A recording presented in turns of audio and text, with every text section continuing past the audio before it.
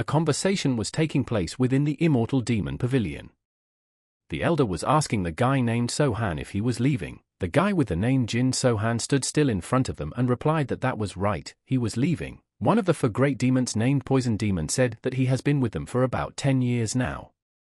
Does he think his Dancing Sword clan still exists? And standing next to him was his twin guy called Immortal Healer.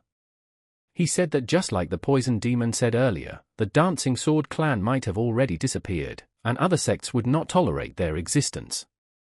Sohan replied that this was probably the case. The Poison Demon was surprised by his answer and asked, then why did he still want to find those who might already be dead? Sohan replied without even thinking that they had taken him in as an orphan. And he had spent 14 years there. And he decided to repay them for their kindness, and for their offense, if any. The Poison Demon thought for a moment and asked, for offense surprise? Didn't he say that his martial art was still imperfect? And is he going to take revenge? Sohan replied that as the master said, his training in martial arts was not yet complete. However, are the disciples of a Poison Demon and an immortal witch doctor worth being afraid of? The Poison Demon said, the guy definitely knows what to answer. He asked his brother, didn't he think so? The Immortal Healer replied that this was far from news. This guy always spoke well. The Immortal Healer saw his brother's face and said that they knew this day would come. Maybe they would let him go. The Poison Demon pulled the weapons onto the table and told Sohan to take them. Sohan was surprised to see them and asked, are these the blades of the Master Moon? But unfortunately he can't accept such gifts.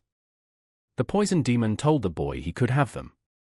After all, he doesn't need them. The Immortal Healer thought for a moment and took out an object and said that apparently he had something to give him as well, and with that decision he made Sohan take this ashfan. It would help him in his wanderings. He also told Sohan that Jianghu was a dangerous place. Even the strong could die there. Let him keep it in his mind that he should always be careful and act with certainty. Sohan listened to all the admonitions and said that he would be careful. The elders sent him on his way and said they would not bid him farewell. The Immortal Healer said that they would rather hear news about him, which, along with the Glorious One, would spread throughout Jianghu. Sohan was still contemplating his journey, but he realized that the elders were against it. Sohan looked at the gifts the elders had given him and bowing to the items said that he thanked them for everything. Sohan had reached the Western Dark Road and decided to stop at the Moon Disc Pavilion. Sohan stood in front of the doors and said that it was the school of the Dancing Sword that was here earlier. He remembered his mother asking him during those years, what would he eat? But Sohan was a very mischievous boy in his childhood and got into trouble every day. But his mother always saved him and discouraged him from such actions. Sohan thought of the family and said he hoped they were doing well. But where could everyone have gone? He entered the grounds and saw that things had changed so much around here. But when he turned around, he saw a house where the lights were on. Sohan immediately remembered that it was the Crest Inn and thought that it was the only place left. So he decided to start there. Sohan as a stranger walked straight through the door and saw that there were a lot of people drinking in the place. Sohan looked around and realized to himself that everything was exactly the same inside. But could the same owner be here? But anything was possible. Walking next to the table, Seo noticed that the people around him didn't take their eyes off him, but the guy didn't say anything and quietly passed. Sohan sat down in front of the counter and looked around. But people were staring at him as if they wanted to eat him. Sohan tossed his hat on the table and realized to himself that the atmosphere was still the same. But then a waiter came up to him and greeted him, asking him what he wanted, and then Sohan looked at him and recognized that this guy's name was Dogon. But he was even sure of it, and then Dogon looked at him intently and said nothing. Sohan saw and knew that from the look on his face he did not recognize him. Sohan made no contact with him and replied that he wanted one chicken noodle soup. Dogon replied that he would be right there and saw that judging by his clothes he was not a local. Dogon walked away from him and assumed there would be a fight soon. And he hoped it would happen outside. The people sitting at the next table told Sohan that not only his clothes but also his sword scabbard is black. Does he know what that means? After all, the color black means defiance. Immediately, he looked at the guy with great hatred. Sohan said he didn't mean anything of the sort, and he only has one set of clothes, so let them ignore him. And then one of the thugs called him an arrogant bastard and told him to make eye contact. the leader of this gang raised his hand and told his man to cool it. So-han realized that something was going to happen to him today. The ringleader asked the guy, did he know the meaning of the color black and yet he came like this? What did he want here? So-han replied that he didn't have any special purpose. He came back here after many years because this is his hometown. The ringleader asked surprised, hometown? But he didn't recall seeing his face before. Where had he lived? So-han replied that his house was directly across the street from this inn. The head said that if it's directly across the street, then does that mean the guy is referring to the Moon Disc Pavilion? The head asked if he was a bartender. You wouldn't know it from him. One of the men told So-han that he was a degenerate and dared to show off. So-han replied that it might be a brothel there now. But previously there was a school of the dancing sword of the crescent moon. The head asked, the crescent moon sword dancing school? And then he remembered and said the guy was talking about the crescent moon dancer school. So-han realized that he had insulted his school and replied that it wasn't the dancers, it was the dancing sword. The head said it didn't matter, he didn't care. In any case he hadn't heard of them lately. One of the guys said he thought about them from time to time. So-han asked the others, do they know about the school of the dancing sword?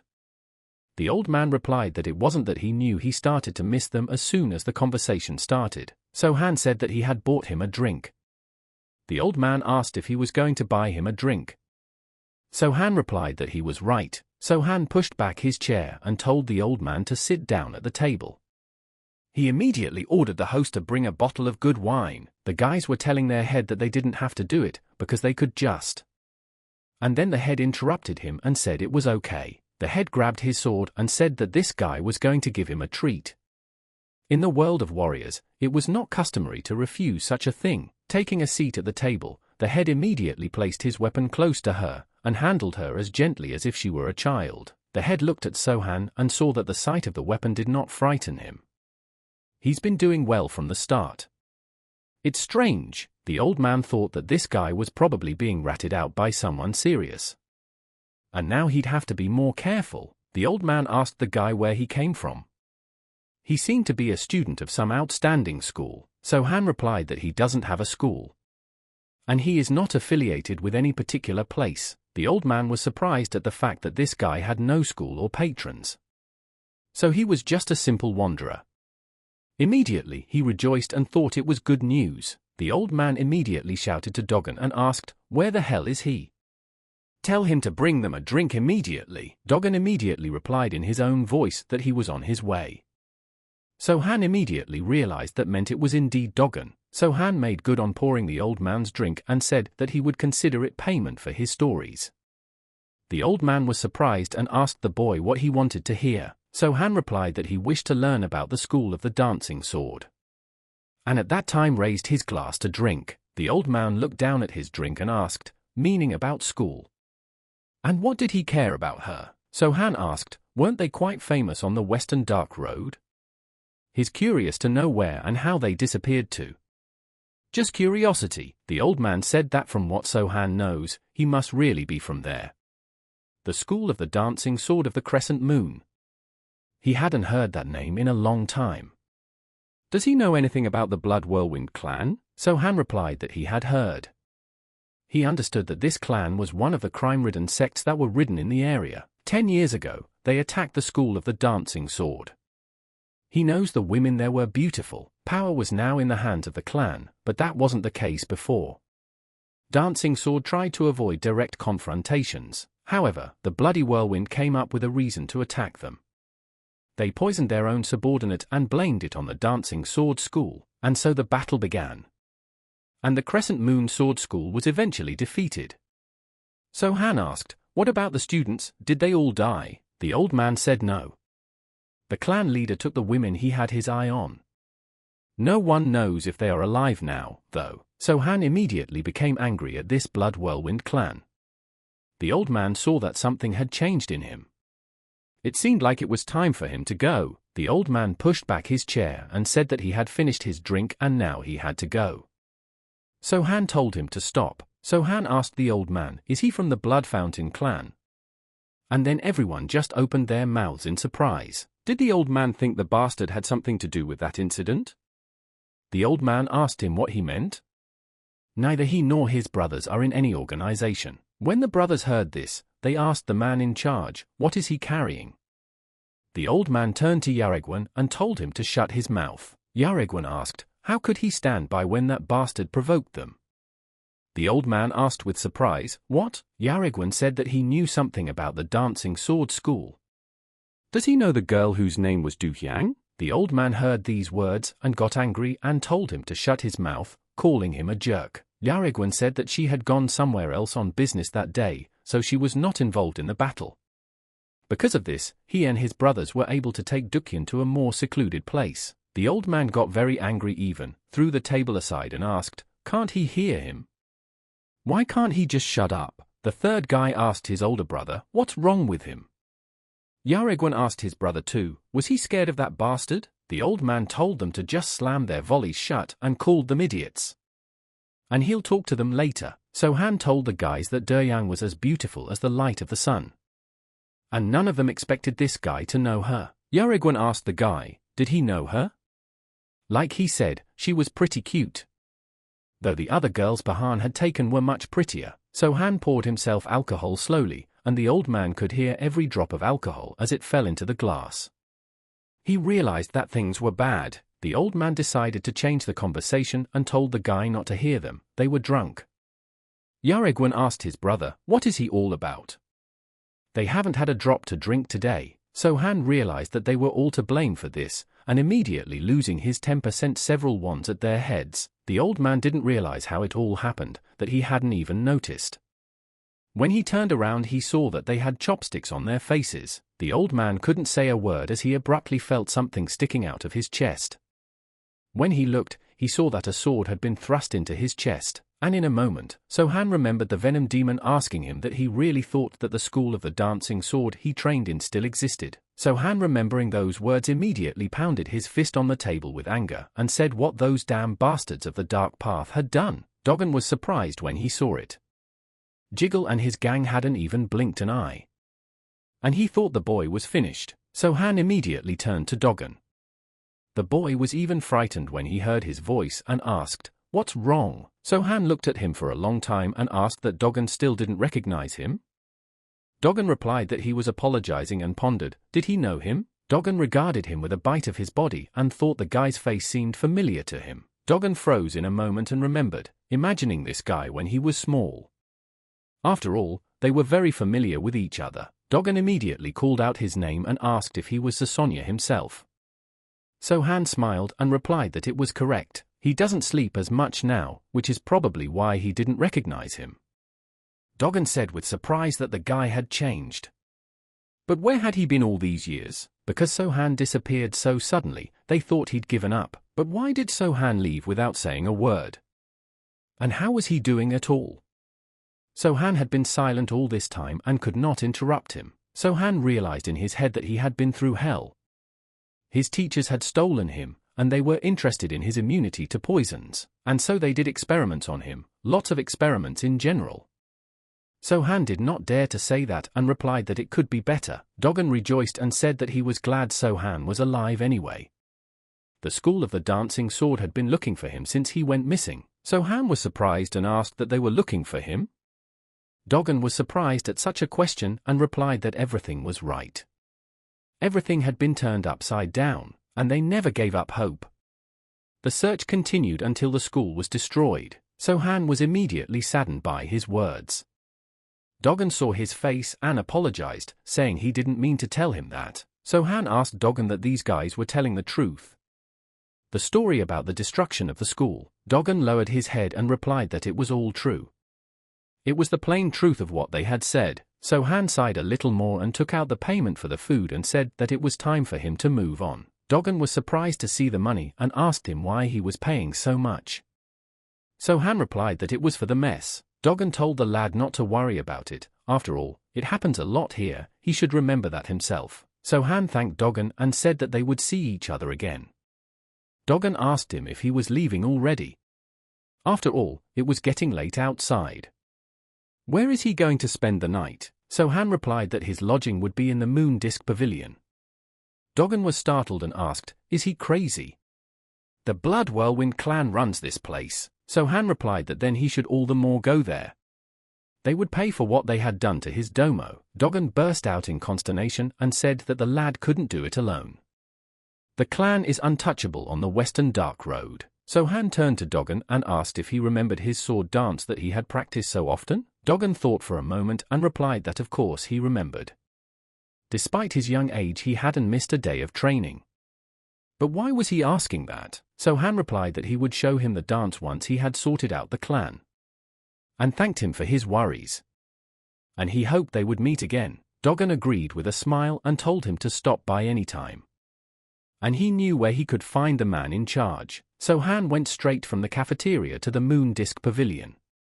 At this moment, there were 2 guards standing in front of the pavilion to keep outsiders out. So-han, like an elegant and well-mannered man, approached the gate. The guard greeted him and asked if he was looking for someone in particular. So-han replied that he had heard that Chovol, Yakrin, and Wonhyu were quite decent. The guard apologized and said that none of the ladies had those names. So-han thought that judging by the fact that they didn't know their names, they didn't know them. He told the guys that he would just take the other girls if they weren't here. The guard asked the guy to go inside first. After all, the show promises to be interesting. So-han was surprised and asked, "Performance?" The guard replied that it was correct.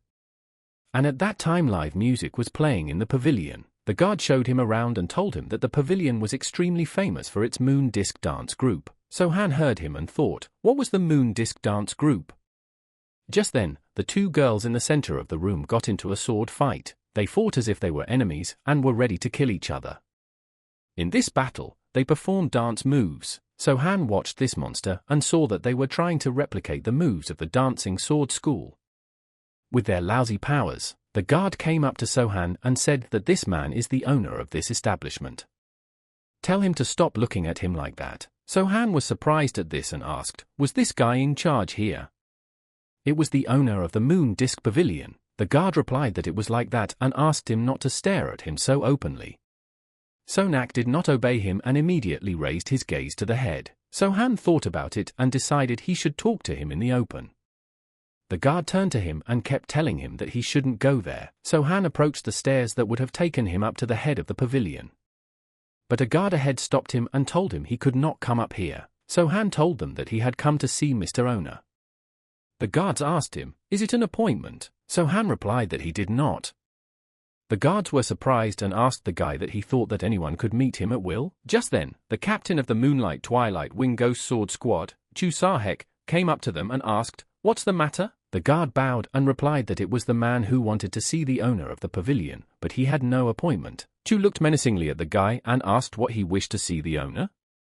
So-han stared at him intently and said nothing. Chu made up his mind and told So-han that he must be drunk, let him set foot home alive and unharmed. However, if he wishes to further inconvenience Mr. Owner, he will never return home again. So-han was curious and asked why he couldn't see the owner of the pavilion. Chu didn't like it and asked the guy, didn't he understand? But then the head of the pavilion came to them and told both of them to stop. And there's no need to make a fuss. Let the boy come to him, since that's what he's here for, and ordered Chu to send the boy to his room. Chu was immediately surprised and replied that the order would be obeyed. So-han passed through the guard line and entered the leader's room, where the table was already set and the leader was waiting for him with the girls. Chu told the ringleader that he had brought him. So-han did not wait for an invitation and immediately sat down in the first chair he could find. The ringleader saw this disrespect and thought, why the hell is he so arrogant? He agreed to meet him because he seemed different. He thought there was someone powerful behind this arrogant guy, or was he from a famous clan? The head said he didn't know why the guy was looking for a meeting with him, but they'd better have a drink first so they could understand each other even better. The girl standing next to the head immediately took the jug and poured them a drink. The head took the bowl and held out his hand, telling him to take it. They began to drink, but the head couldn't take his eyes off him, and followed him every second. The head has thought him a fool and cannot believe that he drinks the wine that has been poured for him without suspicion. Is this guy just a kid who doesn't know how the world works? So-han drank his wine and banged his mug on the table. So-han thought that it looked like he had worried for nothing. And in a moment, he realized that those bastards had poisoned the wine. His body began to tell him that it wasn't that simple. The head smiled a sly grin and asked So-han if he liked the wine that was poured. So-han exhaled slowly and replied that it didn't taste bad. And he would drink some more. The head was surprised and asked the guy, "Does he know anything about wine? Let him take the wine and drink some more." And thought he was really an idiot, the head decided to cut to the chase and asked the guy why he needed him. Why had he come here in the first place? So-han asked the head why, and he replied that it was because he had business with him. The head thought that the boy should keep on riding, for they would soon see how long he would last. So-han interrupted the head and said that they should deal with something first. He asked the head how dare he poison the wine. The head was surprised at such a question and wondered how he understood it. The poison was colorless and odorless. In any case, it was too late for him, for he would die soon. The head started laughing loudly and asked how did the guy know that? So-han replied that how could he not know if he tried it. The head got angry and said that guy was an arrogant bastard. And they're about to watch him fuck himself up in heaven. The head realized that things were not going to go smoothly here and ordered the girls to leave them alone. The head said that he hoped the guy realized that it was turbulent, he had to be reassured, but there's no reason for him to worry. He'll give him the antidote if the kid behaves himself. So-han was amused and told the head that he didn't need his fucking antidote. The head was surprised and asked, "Don't need it." He lost his temper and told the guy to stop screwing around. That kind of behavior wouldn't help him survive. So-han replied that he wasn't messing around. Does the head think it's his turn to make a move? The head was surprised at that moment, for So-han would not have joked with them like that. And in a minute all the guards were already lying on the floor. The head was surprised at this situation and asked the guy, "What is this?"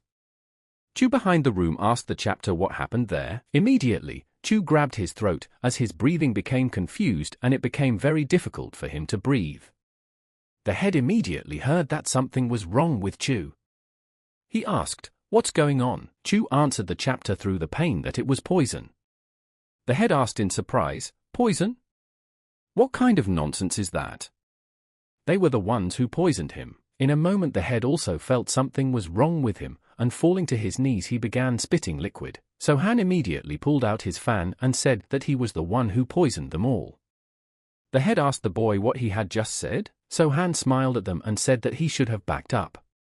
After all, they had done a very mean thing to him. The chapter at this point was just thinking, when did this guy have time to poison them? So-han closed his fan and slowly approached the head. The head saw this and got scared and yelled at the guy to stop. Why would he do that? He hadn't done anything bad to him. Why would he do that to him? So-han asked the head if he was the one who tried to poison a few minutes ago. The head couldn't answer anything and just pounded his fist in anger. So-han came up to him and looked him in the eye and said that anyone who dared to poison him would have to pay for it. Or is he wrong? The head was slowly dying and asked the guy, did he even realize what would happen to him if he killed him? The clan won't leave it like that. So-han asked him what he was saying about the Blood Vortex clan. The head replied that it was correct. He belongs to that clan, and so does this pavilion. It would be a good decision for the guy to step aside and they would forget about this misunderstanding. What would he say to such a suggestion? So-han thought and answered nothing. The head assumed that the guy came from other lands and didn't know the local order. And he was sure that the mention of the clan had frightened him. So-han said, "The School of the Dancing Sword of the Crescent Moon," and asked the head that he hadn't heard that name in a long time, hadn't he? The head at this moment wondered why the guy suddenly remembered her. So-han said that this school was previously located here, and long before the Moon Disc Pavilion appeared. Chu regained his senses a bit and grabbed his sword, realizing that this was his chance. Chu used all his speed to launch an attack while this guy isn't looking at him. But So-han sensed everything, and as the air changed in the moment, So-han turned around out of the corner of his eye and immediately grabbed his weapon. Chu saw this and immediately slowed down his attack. Chu thought and wondered, what was that? The guy hadn't even pulled out his blades, after all. He thought he was out of his sight, and now Chu realized that this guy seemed to be a martial artist, and he was definitely no match for him in battle. He realized that one wrong move and he would be finished. So-han slowly turned around and said that it wasn't bad. But if he tried again and it ended differently for him. Chu heard the words about not bad thought. How much power is hidden in him that he speaks to him so confidently? At this moment, the head took out his knife and thought that CHA has done a good job. And thanks to him, he sees an opportunity to launch an attack. The head of the last of his strength straight up and shouted that the guy was finished, sending his knife into his back, but the head proved to be very slow. So-han had foreseen all this and immediately pulled out his blade to cut it into pieces. The head felt the rush of blood immediately, and how his eyes slowly dimmed. At last he asked how such a thing was possible. At that very moment, it was over, and the board of the pavilion chapter closed for good. Chu was also surprised and didn't understand how this was even possible and what kind of creature was in front of him. So-han asked, "His name is Chu Sahek, right?" So-han told him to attack if he wanted the same fate for himself. Chu dared to lower his head to reply that he would not do so. So-han said that Chu was doing the right thing and went straight and sat on the throne of the pavilion head. Chu thought they should have guessed they were not level with him as soon as they realized the poison didn't work. Then there's that brash way of talking and rude tone. This guy looks more like a villain than a follower of the orthodox path. So-han told Chu that the pavilion belongs to him from now on. He hopes Chu will help him take over the place peacefully. Chu asks the guy, is he going to spare him? So-han thought for a moment and replied that it was up to him. Chu asked directly what he needed. So-han replied that he could say that he demanded total obedience. Chu heard these words and swallowed his saliva. Chu didn't hesitate long and replied that he would obey. So-han said that he still remembered Chu's sneak attack on him. So-han took out a pill and immediately threw it into Chu's hands and told him to eat it. Chu looked at the balloon and asked, "What is it?" So-han replied that of course it was poison. He must be sure of his loyalty. Without thinking, Chu tossed the pill into his mouth. Chu realized that if he didn't eat him, he'd be left with nothing. He tried to eat him completely, but he had a hard time doing so. So-han said that the Blood Whirlwind clan had no way to recreate an antidote to this poison, so he hoped for Chu's cooperation. Chu ate the pill and replied that he understood the new chapter. So-han immediately remembered and told the guy to hand him the keys. Chu was surprised to hear about the keys. So-han said he'd heard that they held auctions here. And the items had to be stored somewhere, right? Warehouse, storage, utility room, cellar, the place where the previous owner kept his bling. Chu replied that he understood, but Chu didn't leave the thought that this guy had taken over the pavilion for money. He obeyed him directly and put the keys on the table and told So-han to take them. So-han took the keys and said that he would go look around, and in the meantime, let Chu clean the place up a bit. Chu apologized and asked the guy how to address him now. So-han replied that he was the head of the Crescent Moon Dancing Sword School, but it might be short to call him Lord or Head. Chu obeyed him and asked the guards what they were laying around for. Tell them to put their feet up and get out, and from that moment on, their new owner walked beside them. So-han reached the room and thought, what are all these items for the auction? All this trash? It looked more like a flea market, and then So-han Harcorner stopped and saw that there was a 100-year-old tuberous cabbage on the shelf. He said it wasn't the best item, but it was useful to a certain extent. Certainly better than nothing, for there would be something to eat. The next day So-han woke up before everyone else and immediately started meditating. Then someone outside the door asked him if he was awake. So-han replied that he could go in. It was Chu. He stood in front of the head and couldn't say a word so as not to distract. So-han asked Chu how long it would take for the clan to know what had happened here. Chu replied that it was about 2 or 3 days. So-han ordered Chu to get everyone together and tell them that anyone who wants to leave can be free to go. After all, no one is holding them. Chu was very surprised at this moment and asked, "What?" He thought that the new head first took over the pavilion and now he was disbanding everyone. If he did that, it would be very bad. So-han said to pay everyone who leaves a stipend of 10 times their salary. Chu said to pay such amounts would require taking the clan's money. So-han asked in surprise, "Clan money?" Chu replied that was correct. The clan keeps money in different places, and the pavilion is one of them. So-han replied that that was even better. If it was the clan's money, they should use it all the more. They'll pay the people 20 times as much. At this time inside the pavilion, all the people were gathering their belongings, for they had been given the choice to stay or leave. So-han watched everything and saw most of the workers leave. But he didn't care, because he had given them a choice. So-han asked Chu, "Is everything ready?" Chu replied, "Yes." As the head asked, he told his boys to escort them to safety. Chu also said that there would clearly be a rat among these people who would report everything to the bloody vortex. So-han didn't even bother and replied that he probably would. Chu realized from his words that he was expecting it. Chu remembered the head saying that he was from the Crescent Moon Sword Dancing School, and that school was previously located here. Chu asked So-han, does everything he does have something to do with the School of the Dancing Sword? So-han looked at him and asked, what makes him think that? Chu replied that he simply recalled his conversation with the late owner of the pavilion. So-han said that Chu is right, he grew up in this school. Chu said that turns out to be the reason why he is. And then So-han interrupted him and said, yes, Blood Vortex forcefully took this place away from Dancing Sword. After that, he set up a brothel here. Now Chu realized what the reason was. He wants revenge on the clan for what happened to his school. Chu asked, does the head have any allies? So-han replied that no, he is completely alone. Chu, hearing such a response, was surprised and thought that the head alone wanted to fight an entire clan. He certainly realizes that the head has handled him and the former owner of the establishment. But to fight an entire organization, he's just crazy. Chu turned to the head and said that he didn't think he could do it alone. So-han replied that he couldn't believe they had taken over the Western Dark Road while he was gone. It probably turns out that they have a lot of resources.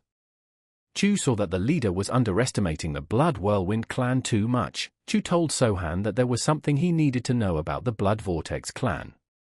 They run 4 brothels, 3 fighting halls. They also have 2 trade associations and 2 security organizations at their disposal. The Blood Whirlwind clan can mobilize at least several hundred fighters. So-han says he doesn't need to fight all of them. He wants to take down the leader and their organization will collapse like a house of cards. That's how he took over the pavilion. Chu was surprised to hear that the head wanted to deal with the leaders.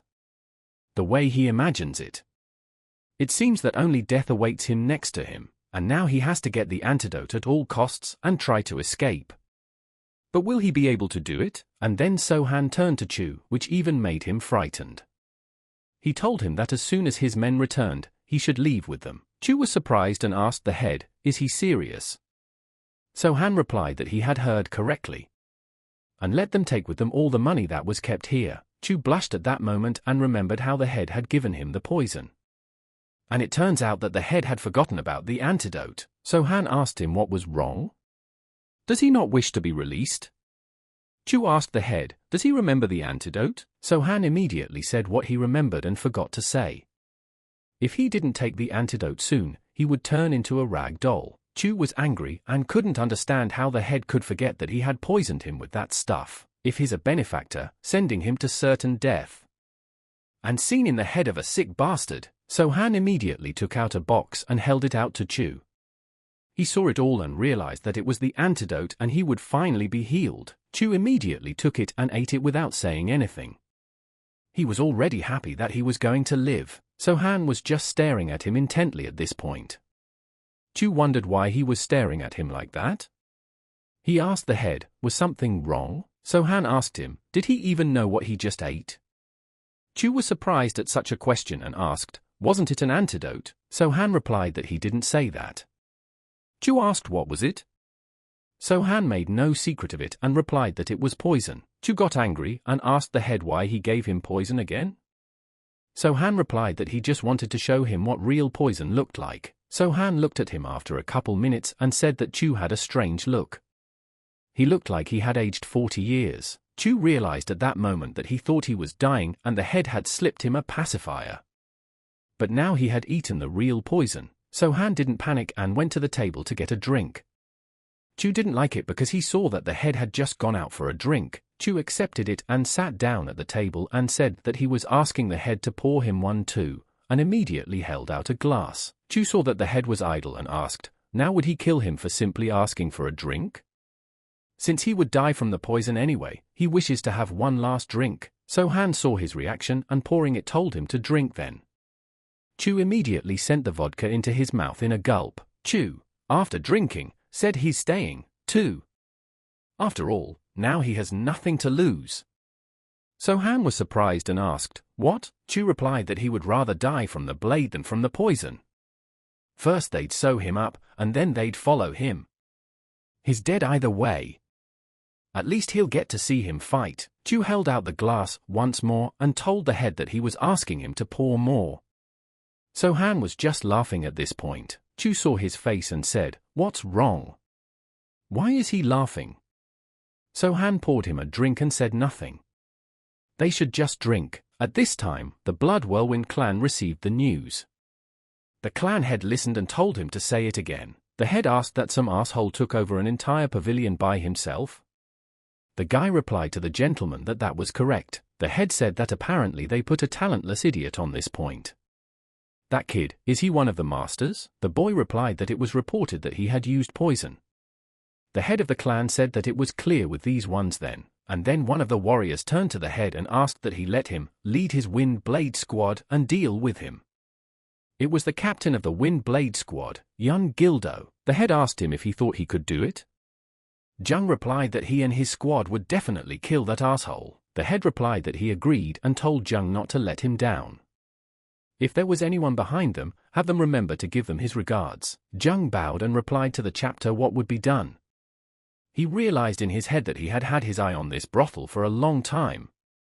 If everything went smoothly, he would get it. During this time, So-han and Chu would stroll through the establishments and spend time together in anticipation of new enemies. So-han had been licking the candy the whole time.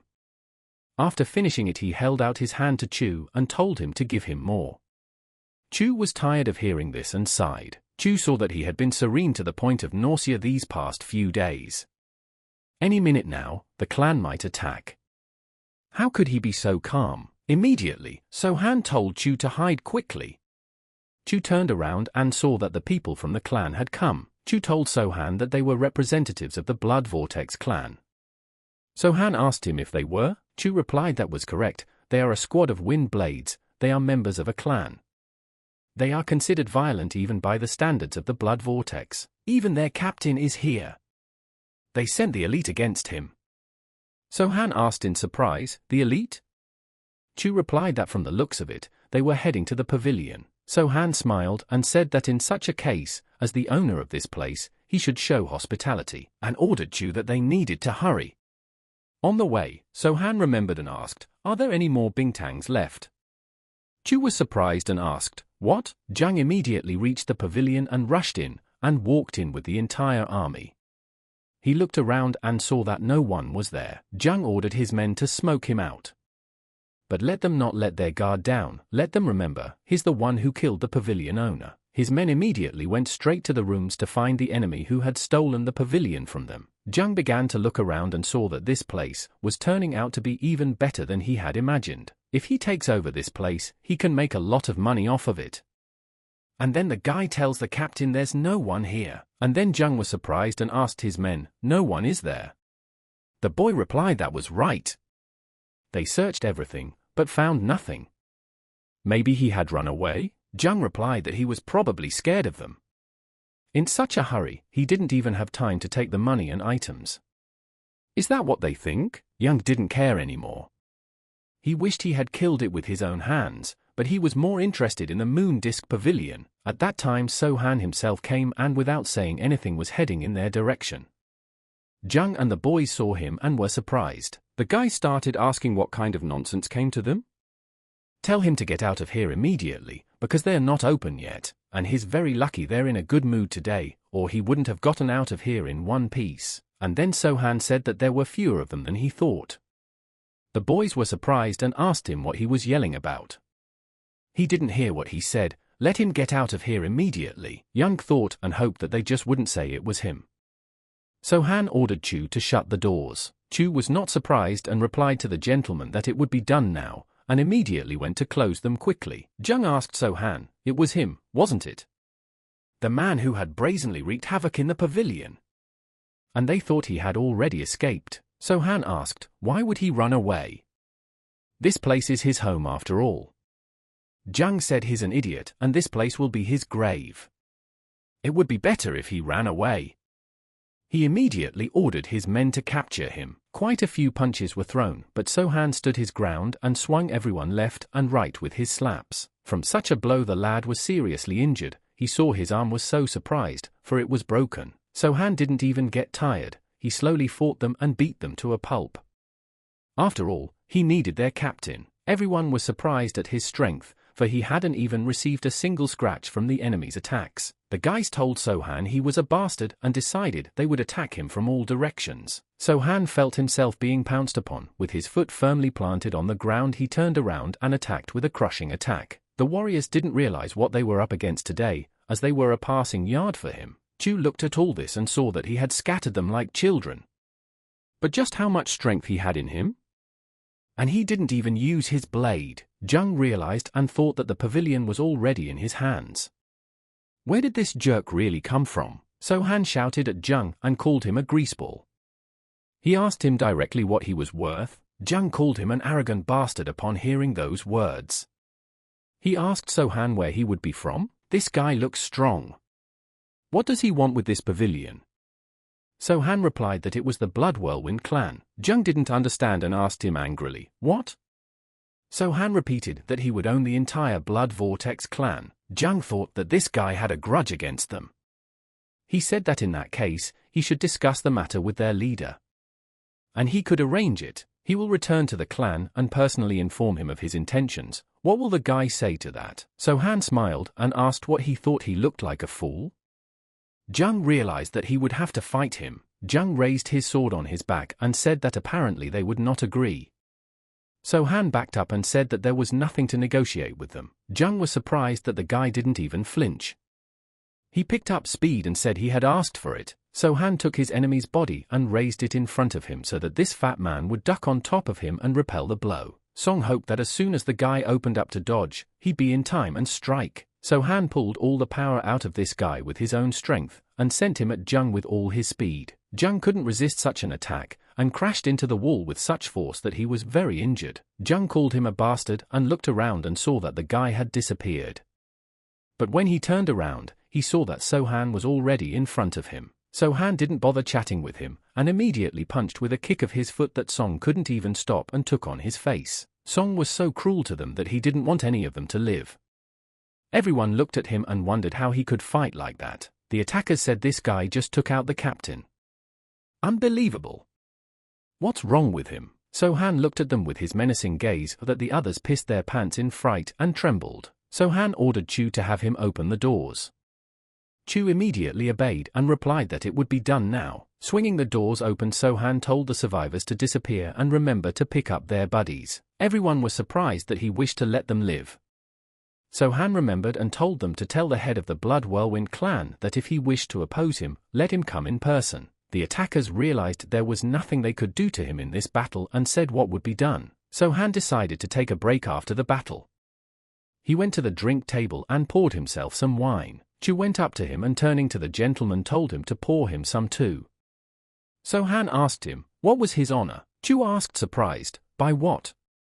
And replied that he closed the doors and then opened them again.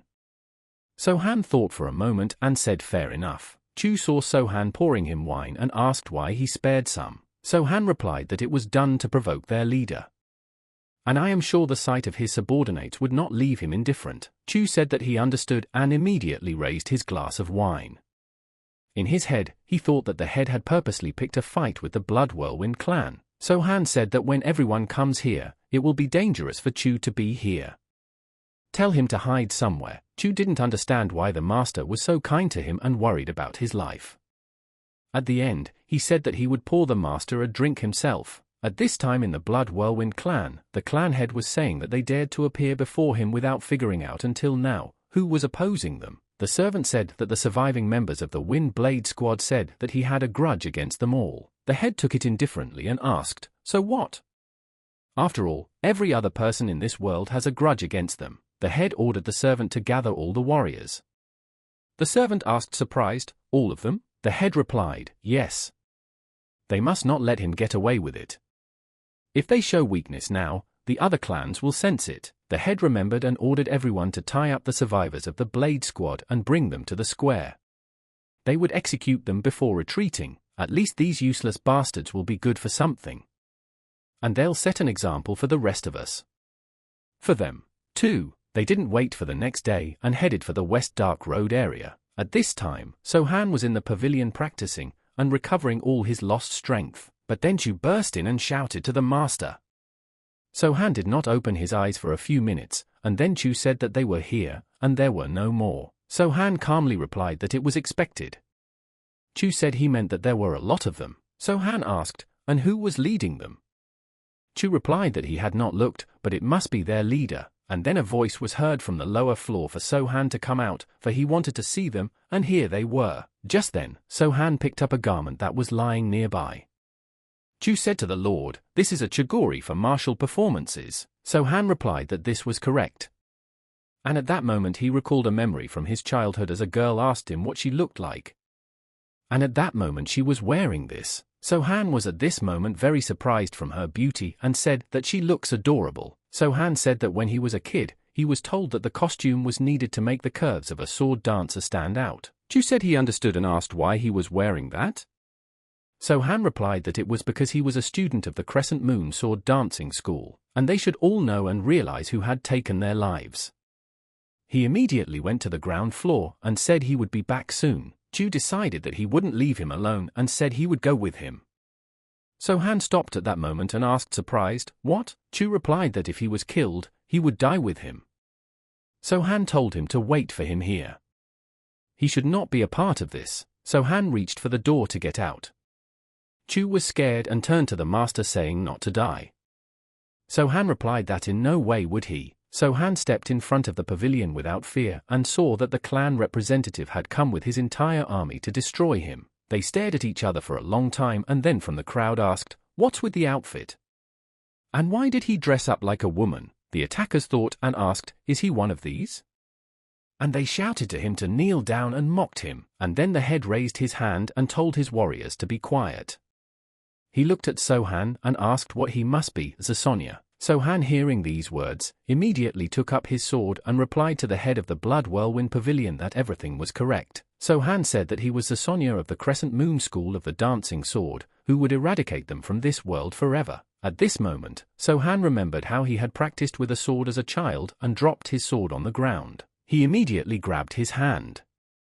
But then the girls ran up to him and asked Zasonia, "Is he okay?" There was a bruise on Zasoni's arm, but he replied that he was fine. The girl asked him, "Did he hurt himself?" Zasoni immediately answered again, "No." The girl took his sword and told him to be careful and let him try to do as she was about to show him. Zasonia got excited and said that he would watch carefully.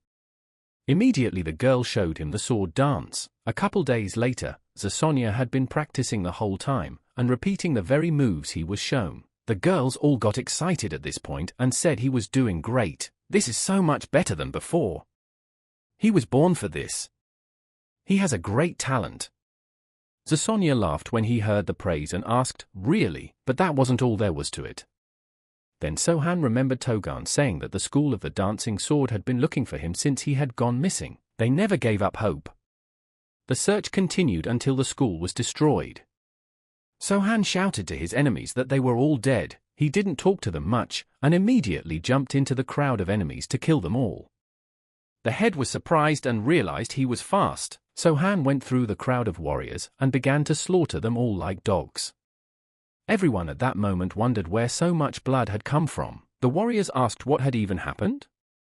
How had he come to them so quickly and killed several warriors so stealthily? So-han didn't dwell on it, for he had promised that he would finish everyone off here today. The captain shouted to the warriors to stop panicking. After all, they were facing only one enemy. Have everyone attack from all directions. The warriors came to their senses and realized they had the advantage, and shouted that they would kill him. So-han saw that they were already starting to come around and attack. He rejoiced and told them not to be shy and to attack. So-han at this moment has turned into a monster that is ready to devour everything around him that advances on him. The warriors saw from afar how this guy's light illuminated everything around them. They realized that their opponent was very strong. The head was also surprised and remembered that he wished he had taken this boy to himself. He looked promising. But he didn't think he would come back like this. These movements of his, this was the technique of the Crescent Moon Dancing Sword School. Would he be able to deal with such a powerful opponent, he wondered? Chu was sitting by the window at this time and watched the head fight. He was saying that this guy never ceases to amaze. He wondered what kind of martial art he was using. Either way, it looks beautiful. And then the pavilion head saw that this boy was using a poison that was poisoning everyone around him. This poison went down, and every person who fell on it and breathed would immediately fall to their knees and die. Because their breath was completely blocked, moving ever deeper, behind him he left bodies that fell to their knees from his poison. So Han passed between them like a speeding train, and without sparing any venom, he let loose in the square to kill everyone. The captain asked in amazement, how was this even possible? And then everyone shouted that their bodies weren't moving. The warriors were yelling at the captain to help them. They can't handle him, and everyone will be dead in a couple hours. The captain turned to the head and said that the battle formation was over. The head looked closely and saw that So-Han was leaving only corpses behind him. The head saw that it was incredible, and wondered how he had become such a strong martial artist. The head asked Sonia that he had returned like the vengeful spirit of the dancing sword school, right? So-Han asked them, was that it? The warriors said he was a monster. And they asked why the captain and the clan leader do nothing? Don't they care about their lives? So-Han looked at them all and told them to get out of the way if they didn't want to die here today. After all he wants is the head of the Blood Whirlwind clan. All the warriors heard him and began to make his way to the head. The head was surprised that the warriors had betrayed him, but he realized that they were not his equals. The head turned to his dear Zasona and said that he had grown up. The head smiled and said he had gotten so big and strong. What does he want them to do? So-Han asked angrily. What else is he asking? What does he want? The head said he guesses he put on a show in retaliation for the Crescent Moon Dancing Sword School, but he's sure if there's something else he needs. Perhaps he'd be interested in their clan's resources? So-Han said, what is he even talking about? The head asked, what's wrong with him? If he wanted revenge, he would have started with him. Or does So-Han think he can fool him like he fooled those knuckleheads? And if Zasaniah kills him, he gets nothing, because he's the only one who knows how to run a money-making business. So let him tell me what he really wants. So-Han turned to the Lord Leader. The head asked him what was the matter. Immediately So-Han stood in front of him and looked into his eyes. He asked the head, had he finished his tirade? The head immediately saw in the guy's eyes that he was seriously only concerned with revenge. So-Han said that if he had nothing else to offer, he would die. The head immediately shouted at him to stop and asked if he didn't want to know where the students of his school were. So-Han stepped back a distance and asked, disciples of the dancing sword? The head took up his sword and replied that was correct, the school of the dancing sword he grew up in. Immediately, he swung his sword at So-Han to kill him. So-Han was faster than him, for he realized that the head was lying to him, and immediately with his swords, he repelled the attack and dodged. The head realized at that moment that the guy had dodged a point-blank attack. So-Han got behind him and said that scumbags like him are the worst. So-Han immediately grabbed his blades, and with sparks of movement ran into the head to deal with him. So-Han touched the head that he stepped back and started spitting blood. He saw that with a single touch he had defiled his blood and disrupted the flow of energy in his body. So-Han saw that the head had managed to repel his attack. He told the head that he had been fooling around all this time. The head asked his warriors why they were frozen, and immediately ordered them to kill him immediately. A few determined warriors swooped down on him, but they realized they were heading for certain death. All of their attacks were repelled by So-Han. He didn't feel them and fought them on light movements. The head saw that So-Han was strong, however, he would not be able to match up in a battle with several captains at the same time. So-Han saw that these ones were already stronger, and he was already a little curious about how to deal with them. He didn't agonize, and in a moment released his poison. The head laughed at that moment and said they had an antidote. And his poison doesn't work on them. So-Han immediately jumped into the distance and said that he had thought they were so arrogant. But it turns out they're on antidotes. The head replied that's right, they heard he was using poison so they bought the most expensive ones. So now he won't be able to attack them head on. So-Han said they were all talking, and sure enough the poison had no effect on them.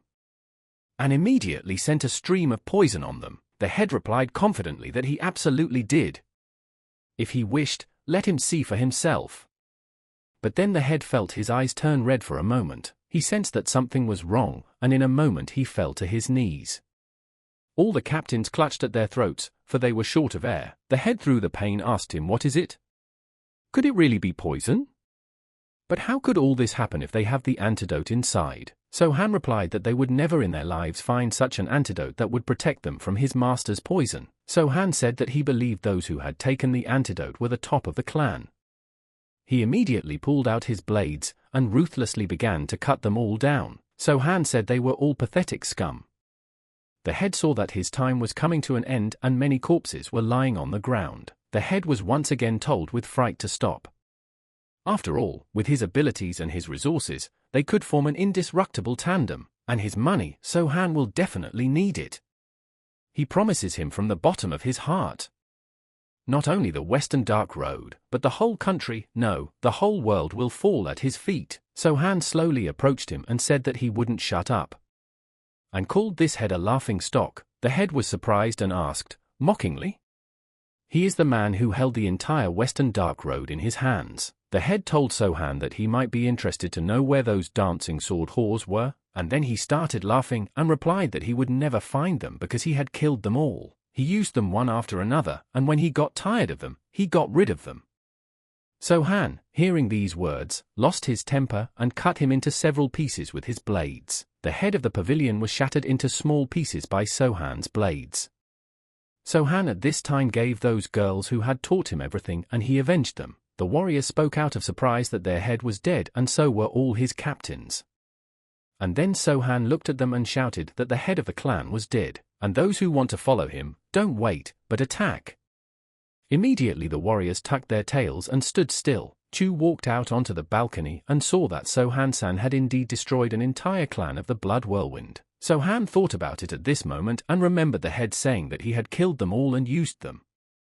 And they are all dead. The day after the defeat of the Blood Whirlwind clan head, the pavilion was scratched with a new name.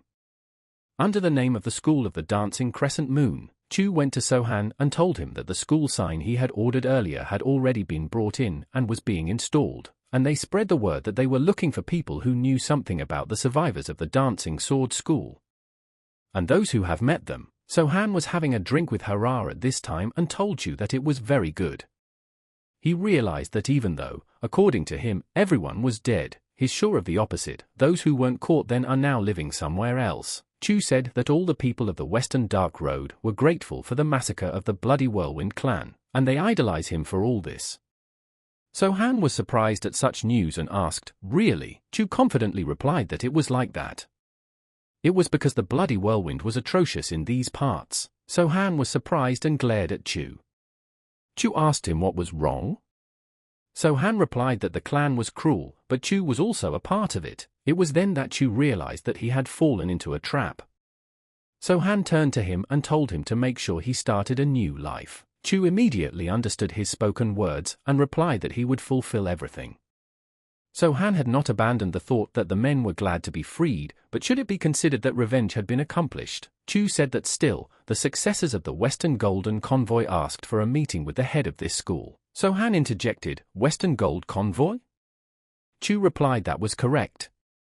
That's one of the organizations that Blood Vortex was roofing. They were in hiding, however, when they found out what had happened, they wanted to find him and thank him. So-han accepted everything and asked how many enemies did the clan head have. Chu replied that there was a small problem though. Bloodwind stole from the Western Gold Convoy to conduct business in favor of the Wind Convoy organization. So-han told Chu to go and find out what had been stolen and let him make sure it was all returned to the Golden Convoy. Chu bowed and said that everything would be done. He thought that So-han would probably give away all the possessions again this time. Although it would be nice if he decided to be a little greedy. Just then, a guard came into the room and said that the innkeeper Crest would like to see the clan leader. Chu was surprised and asked what he wanted. So-han told Chu to let his childhood friend in, and then Dogon came in with some food. So-han said that he had brought so much food. Dogon replied that he had remembered that he liked dumplings. So-han poured them a drink and said there is such a thing in this life. He had forgotten such things, and how was Uncle Poon doing? Dogon replied that he has a bad back, that's why he mostly lies in bed. So-han asked in surprise, is he that bad? Dogon was surprised and replied no. He's just faking it because he doesn't want to work. So-han smiled and said he was still the same. So-han turned to Dogon and told him to join him and help him with the kitchen. And Uncle Poon can be pulled in just the same. Dogon was surprised and asked what to do about the inn. So-han replied that there were more people in such a moon unit now and they needed somewhere to eat. This place had as good a kitchen as his inn and he would be able to supervise the whole process.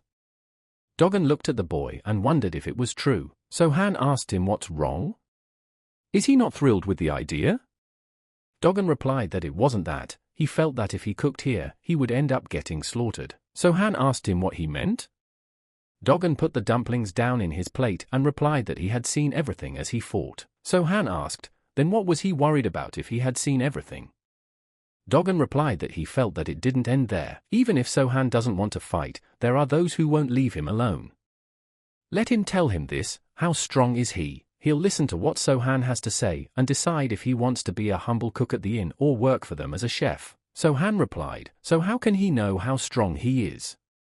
It hasn't been long yet since he went out into the world. Dogon huffed and said he couldn't tell based on what clan he was from. So-han replied that he doesn't know how powerful he is, but Drang who knows how much more powerful his teacher is. Dogon was surprised and asked who he was. Probably someone from a respected clan. So-han replied that they were for great demons. Dogon was startled and asked, for great demons? So-han calmly replied that was correct. He is the lord of the unorthodox factions. It is madness, lust, witchcraft, and poison. The four great enemies of the orthodox factions, Dogon asked. So-han replied, yes. Dogon was frightened at such words that his hands were getting annoyed and he decided to drink quickly. Dogon took it all normally and said he was very glad So-han was still alive. Dogon asked So-han to let him know that his teacher was going to come so he could get the hell out of here. So-han replied that it wouldn't happen, he needn't worry. He is a very busy man. Dogon asked So-han if he wished anyone else to know about it.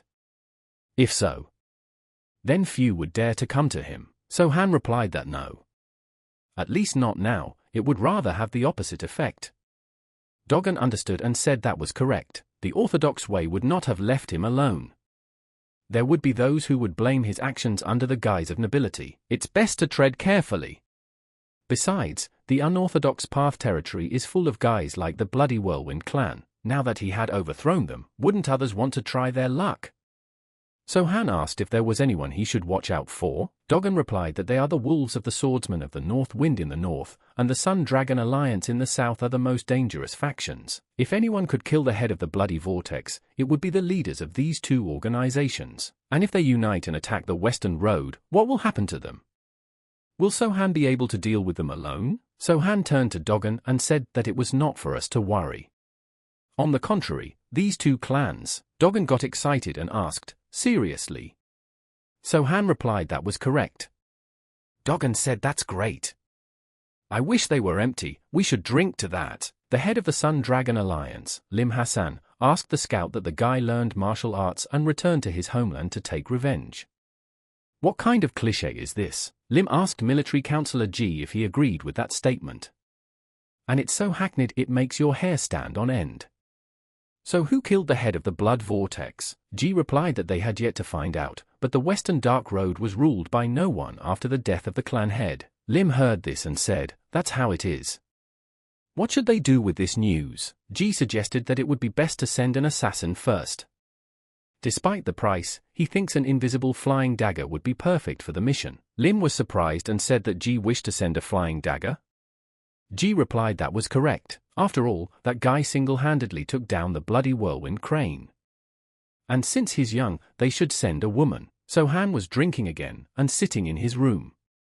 But then the warriors knocked on his door and said that they were paying their respects. So-han was surprised by such a visit.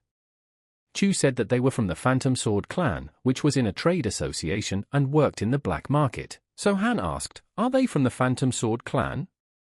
Chu replied that was correct. He was part of them until the Blood Whirlwind clan took them over. Chu said he would like to rebuild this clan and become their leader. So-han told him to do as he wished. The warriors left and So-han asked Chu if the Western Gold convoy was okay. Chu replied that it was all taken care of. Chu said as he ordered, he put all the drugs and poisons in one room, valuables and money in another. The books and documents that are left from the Blood Whirlwind clan are also located separately. So-han said it was a good job. He will take the entire third floor from now on. Chu was surprised and asked, the whole third floor, but he realized that one room would be enough. Why did he want the whole floor? So-han replied that this is correct and let him make sure that no one enters on it. Consequently, this applies to the rest of the third floor rooms as well. Chu asked, there should at least be someone to help with the cleanup? So-han replied that anyone who came up would die choking on their own bloody vomit, and then Chu realized in his head that he would let the poison in. He would let everyone know about it. But then who would guard him? So-han asked in surprise, guarding him? Chu replied, yes.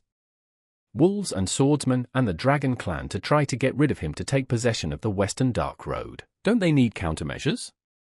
They might even send assassins. So-han realized that he should be prepared for that. So-han asked Chu, his subordinates used to do convoying before, right? Chu replied that was correct. So-han stood up and said that in that case they should see how strong his future entourage was. So-han went outside and told the warriors to attack him and not to hold back. He would not overdo it, so don't let them worry. The commander asked So-han, is he sure he'll be all right? They are all professional swordsmen, after all. So-han smiled and asked the boys what they thought they should worry about him. Immediately all the warriors blushed. Chu listened and realized that he didn't need to talk about it like that. So-han asked the warriors who was first, and then the warrior drew his sword and told the lord that he would be the first. So-han did not expect this and was ready to fight. The warrior used all his strength to launch this strongest attack. But So-han stood still and simply reflected his every blow. At the last moment, So-han put up his sword to repel the attack.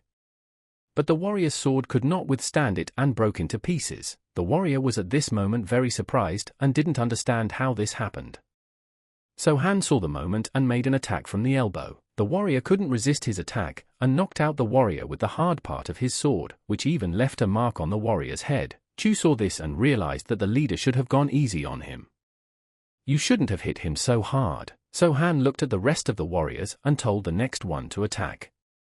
The warriors were all frightened and no one wanted to go. Chu saw and realized that this was a common reaction and something reminded him of it. And then So-han turned to Chu and told him to come over and fight him. Chu was confused at this point and asked, should he too? He already knows his powers, doesn't he? So-han said nothing and with one look Chu knew he was serious and said he was coming. After a couple minutes of fighting, Chu was completely defeated and beaten to a bloody pulp. But he kept on his feet the whole time. So-han exhausted and beat them all and said goodbye that was enough for today.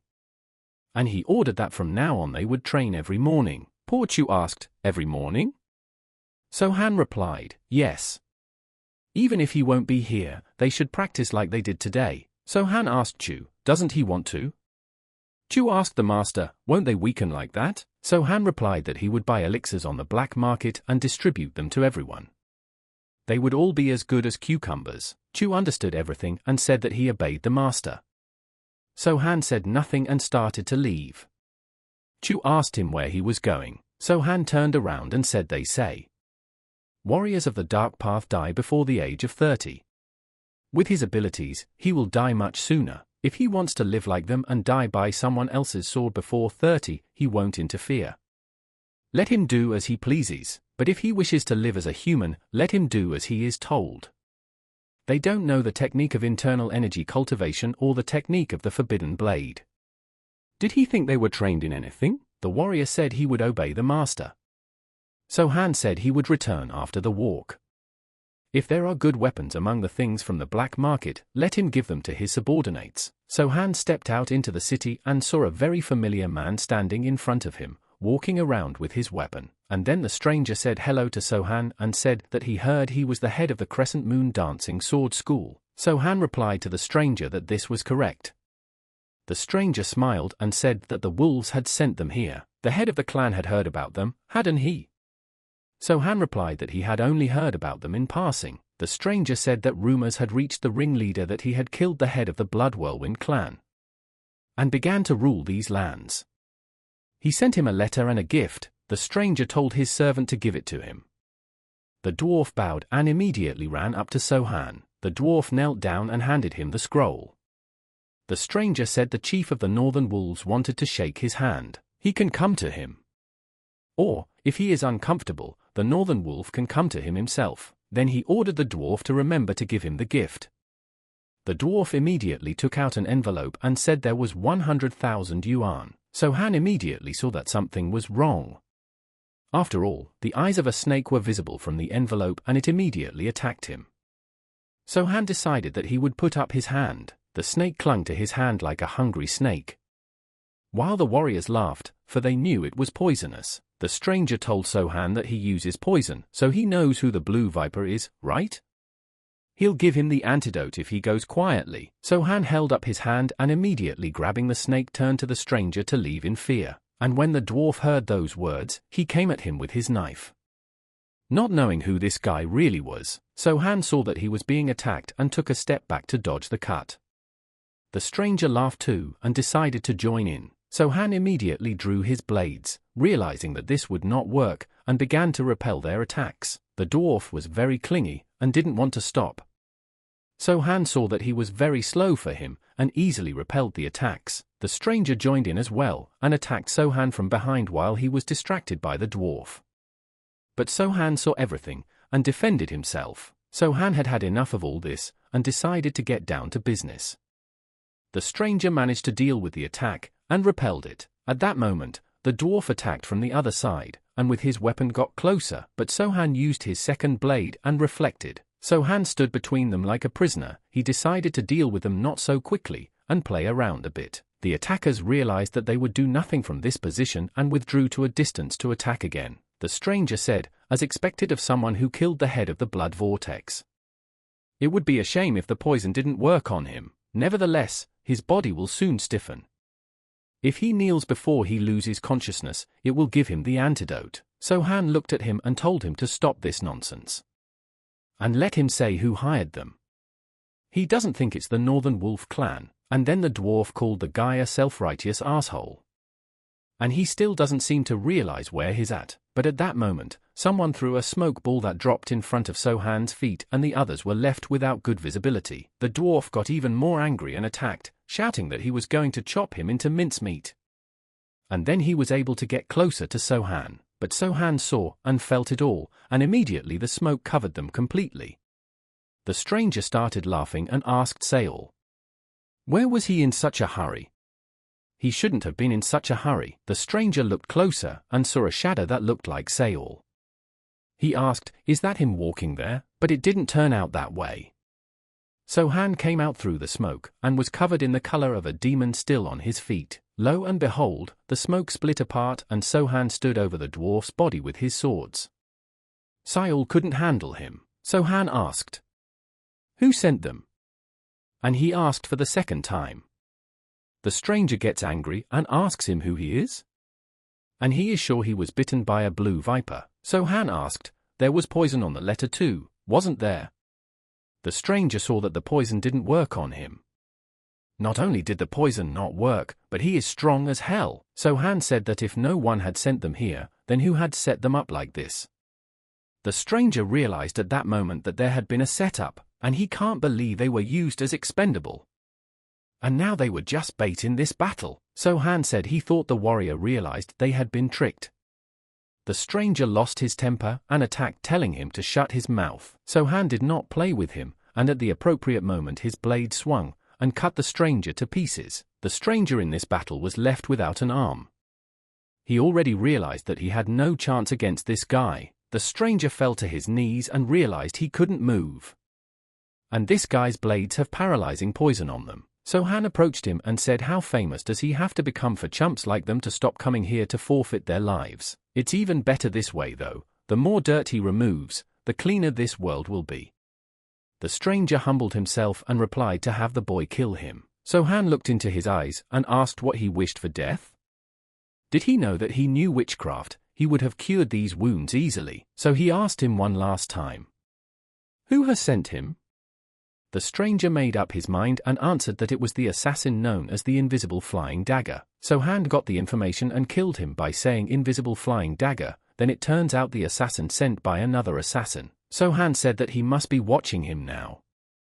So-han started looking around to see him. So-han said it looked like they had a rat in the house.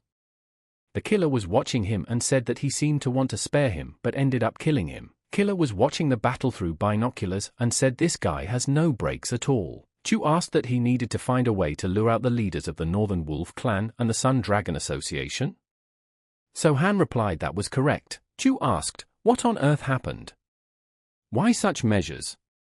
So-han replied that someone had sent an assassin to him. Chu was surprised and asked if he was okay. So-han replied that no, he died in the square.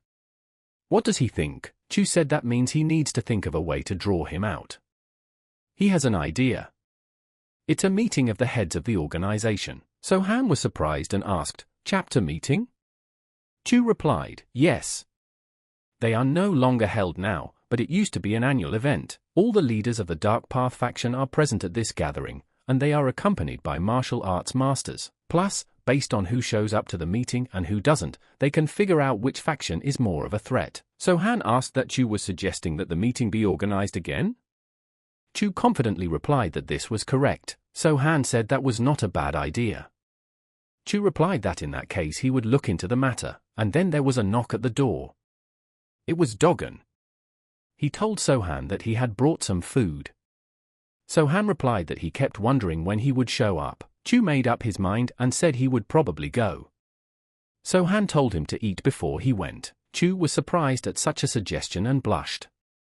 So-han said for Chu to keep him company. Chu thought about sitting next to the master. So-han asked Chief Dogon, they'll have enough food for tonight, right? Dogon replied that absolutely. Besides, he had brought some fine wine with him. So-han said that it was excellent. So-han saw that Chu was hesitant to sit with them at the table. He told him to sit down with them again. They were sitting around drinking at the time. While the killer watched them and looked to attack, the killer realized that this guy had been assassinated recently, and he was drinking wine so calmly. Crazy. Plus he knows he's here. The killer said he was an idiot. And said he was gonna send him to hell tonight. The guys went out for some air and Dogon was telling So-han to show him tomorrow. He's in the shitter, after all. So-han replied that he was completely sober, and also he must keep his promise. Dogon remembered how he had said he would show him this dance once he had dealt with the clan. Dogon remembered what he had said then, didn't he? So-han asked the cook if he remembered him, didn't he? Dogon answered of course. He asks if he is in his condition. Could they wait until tomorrow after all? So-han looked at him and replied not to worry. It would just be a drunken dance of the Night Blade. So-han immediately began to demonstrate this beautiful dance, which is over 100 years old. Demonstrating the elements of the dance, he remembered being told to go smoothly at first.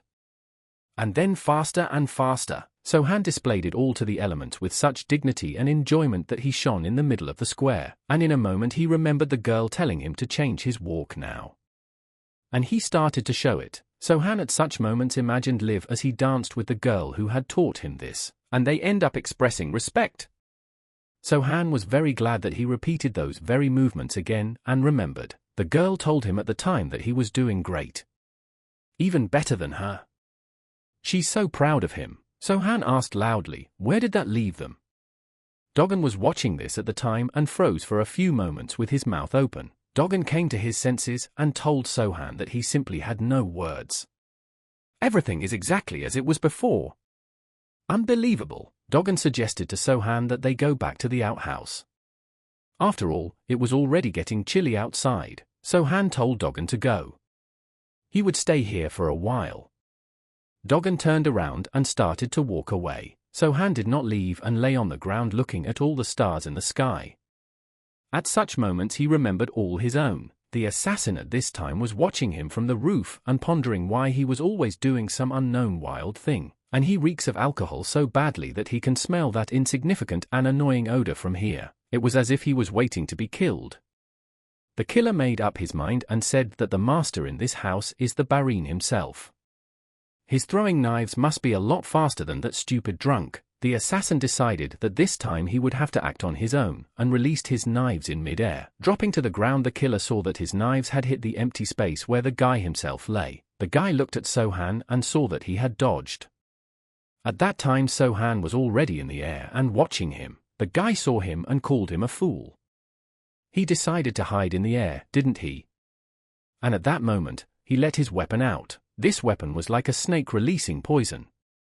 As he attacked, he shouted that he was definitely finished now. The guy decided to launch a flying blade hail attack. So-han was looking at him at this time and didn't move. So-han used his fan given by his teacher at the last moment and attacked with the Immortal's wind flash attack. This guy's needles the moment he touched So-han all fell to the ground, for he was much stronger. The guy was very much surprised. How did this guy actually do such a miracle? So-han stooped down and looked closely at him. The guy had a last-minute thought, what's wrong with this guy? Turns out he's pretty damn strong. The guy thought he knew at least roughly how strong So-han was. Apparently he was wrong. So-han closed his fans and asked, so here's the customer? A bloody rat sent after him. The guy didn't accept such disrespect, and because of all his speed, he swooped down on So-han to attack. So-han had seen it all coming, and was able to dodge her, something the guy didn't even expect to happen. The guy didn't stop there, and began to launch more attacks. So-han one fan defended himself and didn't bother. Guy understood and saw that the difference between their internal energies was too great. Every parry he makes So-hag's body shudder. So-hag, however, is only defending himself for now, but he realized that if he stopped now, death would surely await him, which he would not be able to dodge. The guy had already started spitting blood and was saying he had to kill him, by all means. So-han had no trouble dodging his attacks. He just used his fan to deflect all his attacks. From such a powerful energy, the wind rose very much. So-han's cloak was rising, for he was just fighting at 50%. So-han said that apparently that was all he could do. The boy was taken aback by such words and asked what? So-han didn't drag this out and started attacking. He immediately turned this guy upside down with several attacks. The guy slammed into the wall and realized he was no match for him and got even angrier. While So-han was just barking at him, the boy now felt and realized that So-han was just playing with him. So-han immediately opened his fan and started waving. So-han turned to him and asked if that was all he had to show for it. The boy realized that he was incredibly strong, and running away now wouldn't work for him either. The boy made up his mind and said that if So-han would spare him, he would help him. So-han smiled and replied that it was too late. The guy asked him, then why didn't he kill him from the beginning? So-han replied because he had a question for him. The guy realized in a moment that So-han was curious about the details of the customer. He immediately dropped his sword and fell to his knees, saying that he would do whatever So-han wanted. The boy said that if So-han wanted him to be a dog, let him just say so. So-han replied that he did not want a dog. The guy saw So-han heading towards him and started shouting that the head of the Sun Dragon clan had sent him. He paid him 10,000 Nyang, and if he had wounded him, he would have paid another 5,000 on top. And finally, another 10,000 if he killed him. So-han looked at him and said he understood, the head of the Sun Dragon clan. The boy asked, was he going to spare him? So-han shoved his sword at him with his foot and told the lad that this was his reward for such a quick response. He would reward him with a painless death. So-han only looked at his eyes and told him to die. Slowly that guy's eyes started to turn red.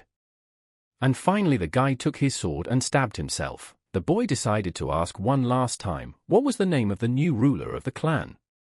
The head replied that his name was Jin So-han. That same day, the clan head to find out that the killer Scarlet Squad lost the battle. Ji replied that it was correct and he had already returned their payment, and they also said that Jin So-han doesn't care about beauties at all. Besides, he ordered the flying dagger to be killed. Lim asked, is the dagger dead? Ji replied that the dancing sword school immediately buried the body. When the Scarlet Squad did the exhumation, they found the dagger's corpse. While examining the body, there was one oddity. He must have committed suicide. Lim was surprised and asked, suicide? Ji means he drank poison? Ji answered no, it seems he killed himself with his own sword. That's different from committing suicide to keep a secret. It's more like he was forced to commit suicide. Ji told Lim to call the head of the criminal organizations. Fortunately, so far, Jin So-han has not contacted them. He suggests that they team up with the other leaders and get rid of So-han. Lim thought for a moment and replied that they would do so. Lim ordered Ji to get everything ready for the meeting. Just then, the girl who was behind him came to him. Lim asked Myo that she said she knew the girl from the dancing sword school. Myo sighed and replied to Lim to ignore it. Did he forget that the great demoness had taken her as her apprentice? And then Lim hesitated and asked, is she a disciple of a great demoness? Even if she once belonged to the school of the dancing sword, unlikely to be taken from the hands of the great demoness. But it can't be left askew like that. So Han received a letter that the head of the Sun Dragon, Lim Hasten, had sent him an invitation to the leaders' meeting. Chu asked, the meeting? So Han replied yes, it will be held at the Crescent Moon Sword Dancing School. Each organization is allowed to bring up to 10 people. Chu asked, will it go through here? He doesn't know what they're up to, but you have to be prepared for anything. So Han said that the head who held the first meeting died, right? Chu replied, yes. So Han asked, then why are these meetings still being held? Chu replied that the thing is that the factions of the Dark Path are always competing with each other. They would rather die than give in to someone. So Han said that's why most heretics die before they turn 30. Chu thought for a moment and said that he didn't think he should give such a speech. It would be very unreasonable. So Han asked Chu what he would do if he met an opponent he couldn't handle. Chu replied that he didn't know. Would he try to fight him? So Han replied no. He should run without looking back. Become stronger and only then fight. Chu asked, what if he can't run away? So Han replied that then he should bat. If that happens, he needs to forget about the difference between the strength of their energies and combat skills. Let him fight with the sole purpose of tearing his opponent to pieces with his bare hands. And then Chu thought hard. Chu said he would remember his words.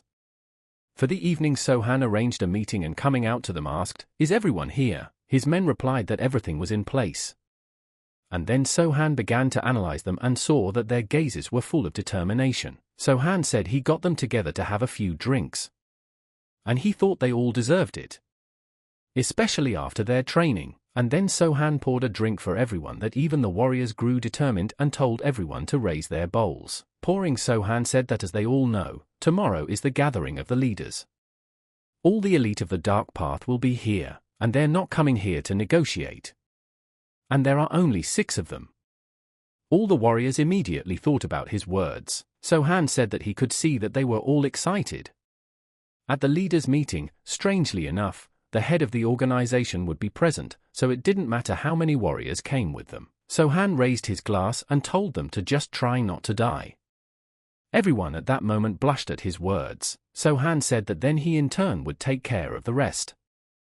All the warriors rejoiced and said that they would fight to the last man. The next day, all the clans gathered at the pavilion and molested with their warriors and clan flags. They are joined by the alliance of the Sun Dragon Lim Wool Swordsman of the North Wind, the clan of the 5 Poisons, clan of the Dark Spirit, the Eagle clan. Lim said that it seems everyone is gathered. Well, it's time to go. Lim said that as they had agreed, only 10 people from each organization could go inside, the rest would have to wait here. Lim asked, everything is fine, right? The man from the other clan replied that everything was fine. Lim turned to the head of the 5 Poisons and said that he was asking him to guide them in. The head immediately headed for the entrance. Opening the doors, Chu waited for them and said that he welcomed them gentlemen. He is the captain of the Phantom Squad of the Crescent Moon Dancing Sword School. Chu introduced himself and said that the meeting would be held on the 2nd floor. Everything is already prepared. A room for 6 people is waiting for them. The clan heads immediately realized that they wanted them to leave their entourage downstairs. Chu said he would lead them there. Let the rest of them wait here. As they went up to the 2nd floor, they were surprised that all the seats were empty, and the head of the dancing sword himself was not waiting for them. The clan leaders saw that he wasn't here. They thought he would wait for them here and introduce himself to everyone. Chu says he is asking them to take their seats, and he will bring the master to them. Lim thought that this captain was just now going to call him out. He decided to show up last. I guess he's trying to make an impression. Lim got very angry and realized that this ringleader had surpassed them. The Poison clan laughed and said how interesting, and suggested that everyone sit down to start. And then So-Han came down and said that he thanked them all for coming. The heads immediately turned around and thought, is this really Jin So-Han? He is younger than they thought. The head said his name was So-Han. Lim thought, how dare this little guy speak to them as an equal? They all looked around at each other. And then the head of Poison told So-Han that he had killed the leader of the Western Dark Road and taken his place. Let him accept congratulations. So-han replied that he was not proud of it. The head of the poison said that, however, he had appropriated all the lands of the previous master. So-han said he did. The head of the poison asked him in surprise, does he really believe it? The head of venom told So-han if he wanted to take control of this land, he needed to be strong enough to rule it, but as far as he knew, he had dissolved the Blood Whirlwind clan. So-han replied that that was correct, and the supply of Nepenthe, which was run by the Whirlwind clan, has now been suspended. The Five Poisons clan was the biggest customer. It's not good, they've lost their supplier, plus the Blood Vortex bought poisons from them from time to time. Again, not good. They lost a customer. Immediately, So-han remembered the former head of the Vortex saying that they had bought the poisons. And now So-han realized who had sold them the antidote. The head of Venom told them to listen. Their organizations were often in competition with each other, however, they must now unite into a single society for the common good. That's why they're here, that's what he's getting at, Mr. So-han. The Nepenthe market is empty, and his organization can take advantage of it. What does he say to that? So-han thought and replied, who in short he just wants to take over part of the street, right? And then one of the clan leaders slammed his fist on the table and told So-han to show some respect, and called him a puppy. He asked So-han, who gave him the right to speak to his elders like that? So-han asked in surprise, right? So-han told the head that he was still going to teach manners. Can we stop sitting here and rolling each other's balls? It's time to get down to business. So-han saw everything in their eyes and said that they were not very brave guys. So he decided that he would start first. So-han said they had two choices. Either they all obey him or he will kill them all. Either they join him or let them attack, and then the head from one clan said it was some 2 chairs. So-han said they could attack all at once or one at a time. According to the traditions of the Dark Path factions, the winner takes all and the loser will submit to it. The clan head said that if they attacked him all together. So-han interrupted him and said that if they attacked in a crowd, he would kill them all. Everyone was surprised by his words. And then So-han said that, to be honest, he hoped they would all attack at once. The ringleaders wondered why he had so much hubris. He really expects to defeat them all. And then one of the heads stood up and told So-han that he was a swordsman wolf, and he decided that he would fight him one-on-one. So-han immediately got up from his chair and told the wolf swordsman to come over. The wolf swordsman didn't bother much, and that very minute pounced on him with his attack. So-han immediately pulled out his blade in the moment, and with a movement of his hand, he blocked his attack in a second. All the ringleaders were very much surprised by such actions. So-han did not lag behind and began to attack himself. The swordwolf tried with all his might to repel his attacks, but he found it all very difficult. And then the wolf swordsman stopped with thoughts of what it was now. Why his sword had gotten even heavier in a second. It's hard to fend off his attacks with such a light weapon. So-han is much stronger than him, and then the head of Venom saw that Wolf was being squeezed. If even Wolf couldn't handle it, the other head would go along for the ride. The heads realized and saw that they had a chance as long as the swordsman distracted him. Immediately they crossed glances with the old man of poison. So-han was pushing a little more at this point, which the wolf swordsman began to get scared and realized that he wouldn't be able to pull it off for long at this rate. The wolf swordsman decided and realized that he needed to find vulnerability. And that's when Wolf used his crushing attack of amplified swing, but the others weren't left out either and attacked with a phantom thread, a poisonous volley, all 3 of them. So-han saw the others jumping on him too. The wolf saw that 2 more guys stayed back. So-han didn't spare them all at this point, and with his crushing attacks, he cut all the attackers to pieces. The old man also released his poison with an attack. So-han stopped for a second and began to repel his attack. The old man rejoiced at that moment. He saw that he had hit the target with his poison. So-han couldn't fully fend off the attack, and let one part of his body go uncovered, and the old man hit right there. The old man began to cheer and laugh at So-han. He said that Parnisha is quite strong, yes. But now he is poisoned by his 5 poisons. And in that case, he won't last long. So-han got angry and turned to the other 2 and asked, was he still undecided? The 2 clan leaders were frightened by his question and remained silent. The moment So-han turned into a monster and started charging at everyone, and then the heads realized that So-han was testing them to see how they would behave. and then one of the heads fell to his knees. He said that the Eagle clan swore allegiance to him, the head of the Crescent Moon Dancing Sword School, and then Lim also fell to his knees and said that the alliance of the Sun Dragon was at his service and obedience, and they apologized to him for hiring assassins to kill him. And they will accept whatever punishment he gives them. The wolf swordsman said the same thing, that since he had lost, he would serve him like everyone else who knelt. The old man went mad and asked the other heads what they were doing. He is poisoned by his poisons. So Han turned to the Sun Dragon Alliance, the Eagle clan, the wolf swordsman of the North Wind, and ordered that they kill the head of the Five Poison clan. The head of the Five Poisons clan said that his potions must have clouded his judgment. They won't take orders from a dying man, and then the clan head said that they would do everything according to his order.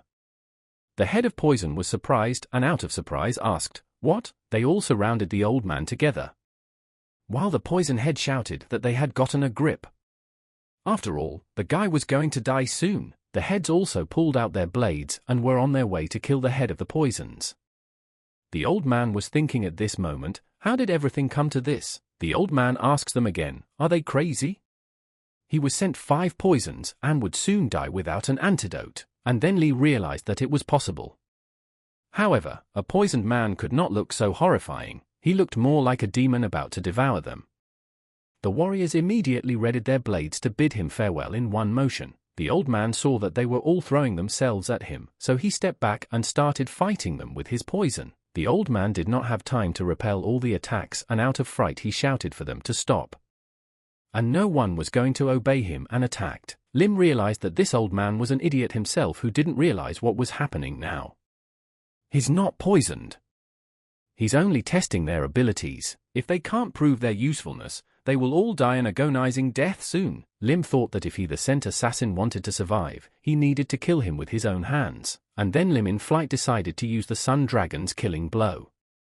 The old man saw this and realized that things were bad. The old man did not have time to repel this attack, and from his blunder he dared his arm from Lim's attack. And at that moment all the heads emptied their swords into him, and pierced him from different sides to kill him finally. And lastly Lim decided to end it all at once. He decapitated the old man with his attack so that he would surely die. And then they all appeared before Sohan, and Lim said that he had killed the head of the 5 Poison clan as he had ordered. Just then, Sohan walked up and addressed the head of the alliance. Lim immediately replied that he was ready to listen to orders. Sohan says that he was the one who was supposed to die in that meeting. He is faithful that Lim himself knows why, and then Lim realized everything and kneeled down and said that he knew everything. And again he asked for forgiveness from the chapters. Sohan said he would keep an eye on him. Lim lowered his head before him and answered what he had heard. Sohan ordered the wolf and the eagle to call off their boys and have them all drink with him tonight. Sohan ordered them to follow him. And then he saw that the head of the dragon had stayed behind and said that he was also concerned. Lim bowed to him and said that he thanked the master. Immediately they all sat down at the table to drink.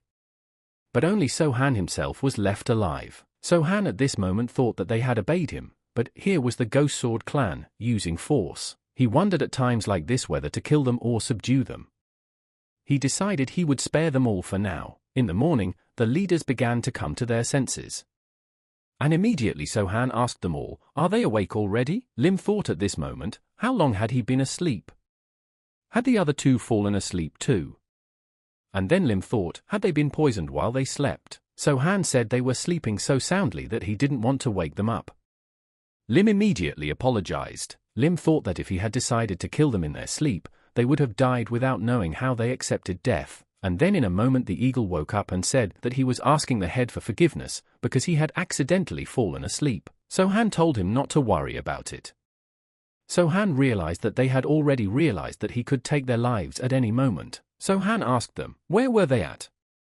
Sun Dragon, didn't he have something to tell him? Lim replied that he remembered and was going to say about the survivor of the Crescent Moon Sword School. Sohan asked, a survivor of the Dancing Sword School? Lim answered yes.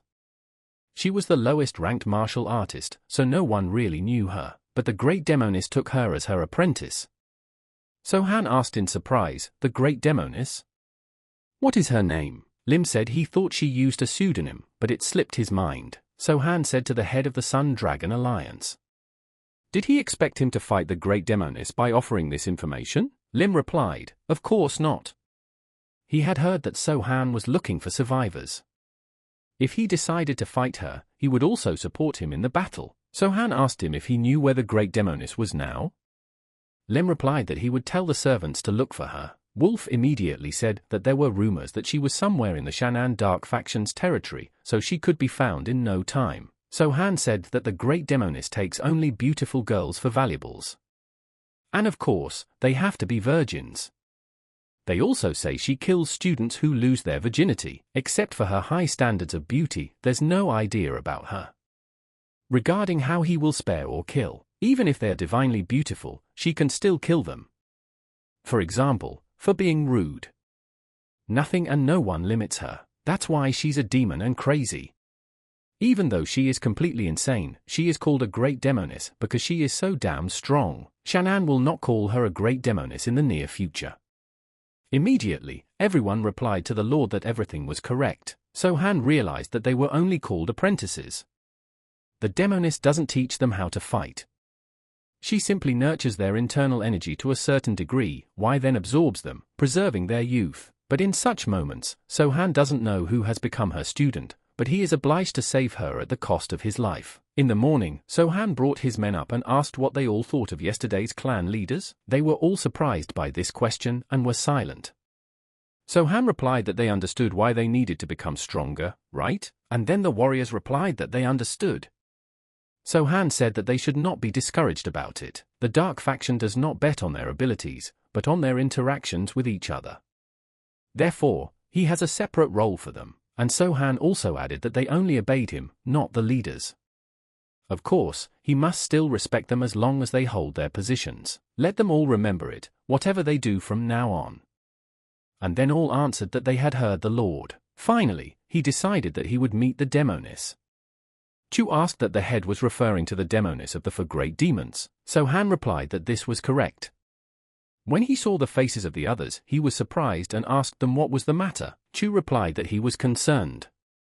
It wasn't that he doubted him, but the four great demons were people that even pure factions couldn't catch. So-han said that's right, the four great demons are like that.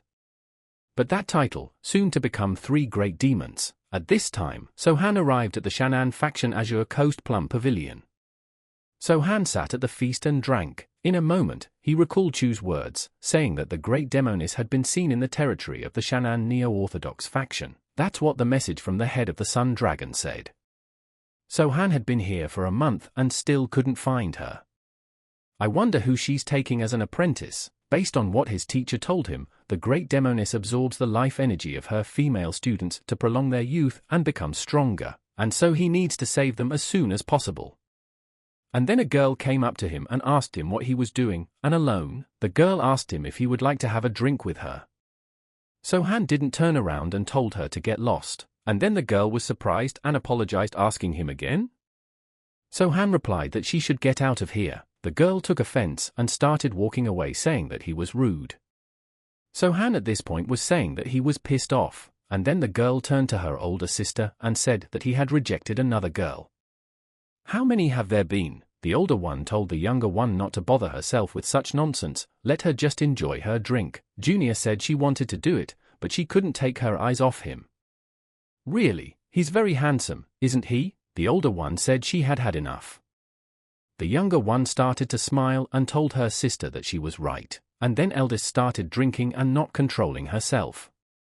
Junior told her sister that she was acting a little differently today. Is something wrong? After all, she suddenly says she doesn't want to go back. And she drinks so much, even though the teacher told them never to try alcohol. What were the thoughts that plagued her mind?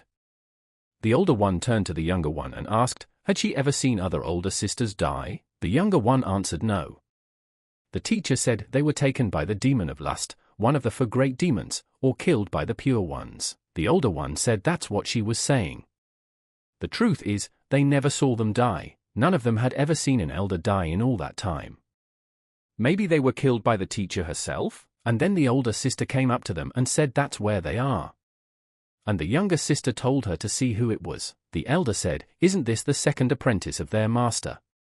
And then the girl said, showing her respect, she said her older sister's teacher was looking for her.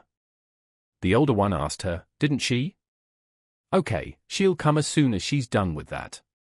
Since she's already here, let her sit down and have a glass. The girl says she has to go immediately. She's totally furious. And then the elder turned to her and asked her, did she hear her? Either let her drink the good way or the bad way. I mean, she has to finish it anyway. What would she choose? And then she made her peace and sat down at the table with them. The older one said she should have done that from the beginning. And she can't seem to get along with her. I wonder if it's because she was found in some asshole cult. And then the girl turned to her younger sister and told her to just listen to her expression. And then Sohan heard everything and thought over the words asshole sect.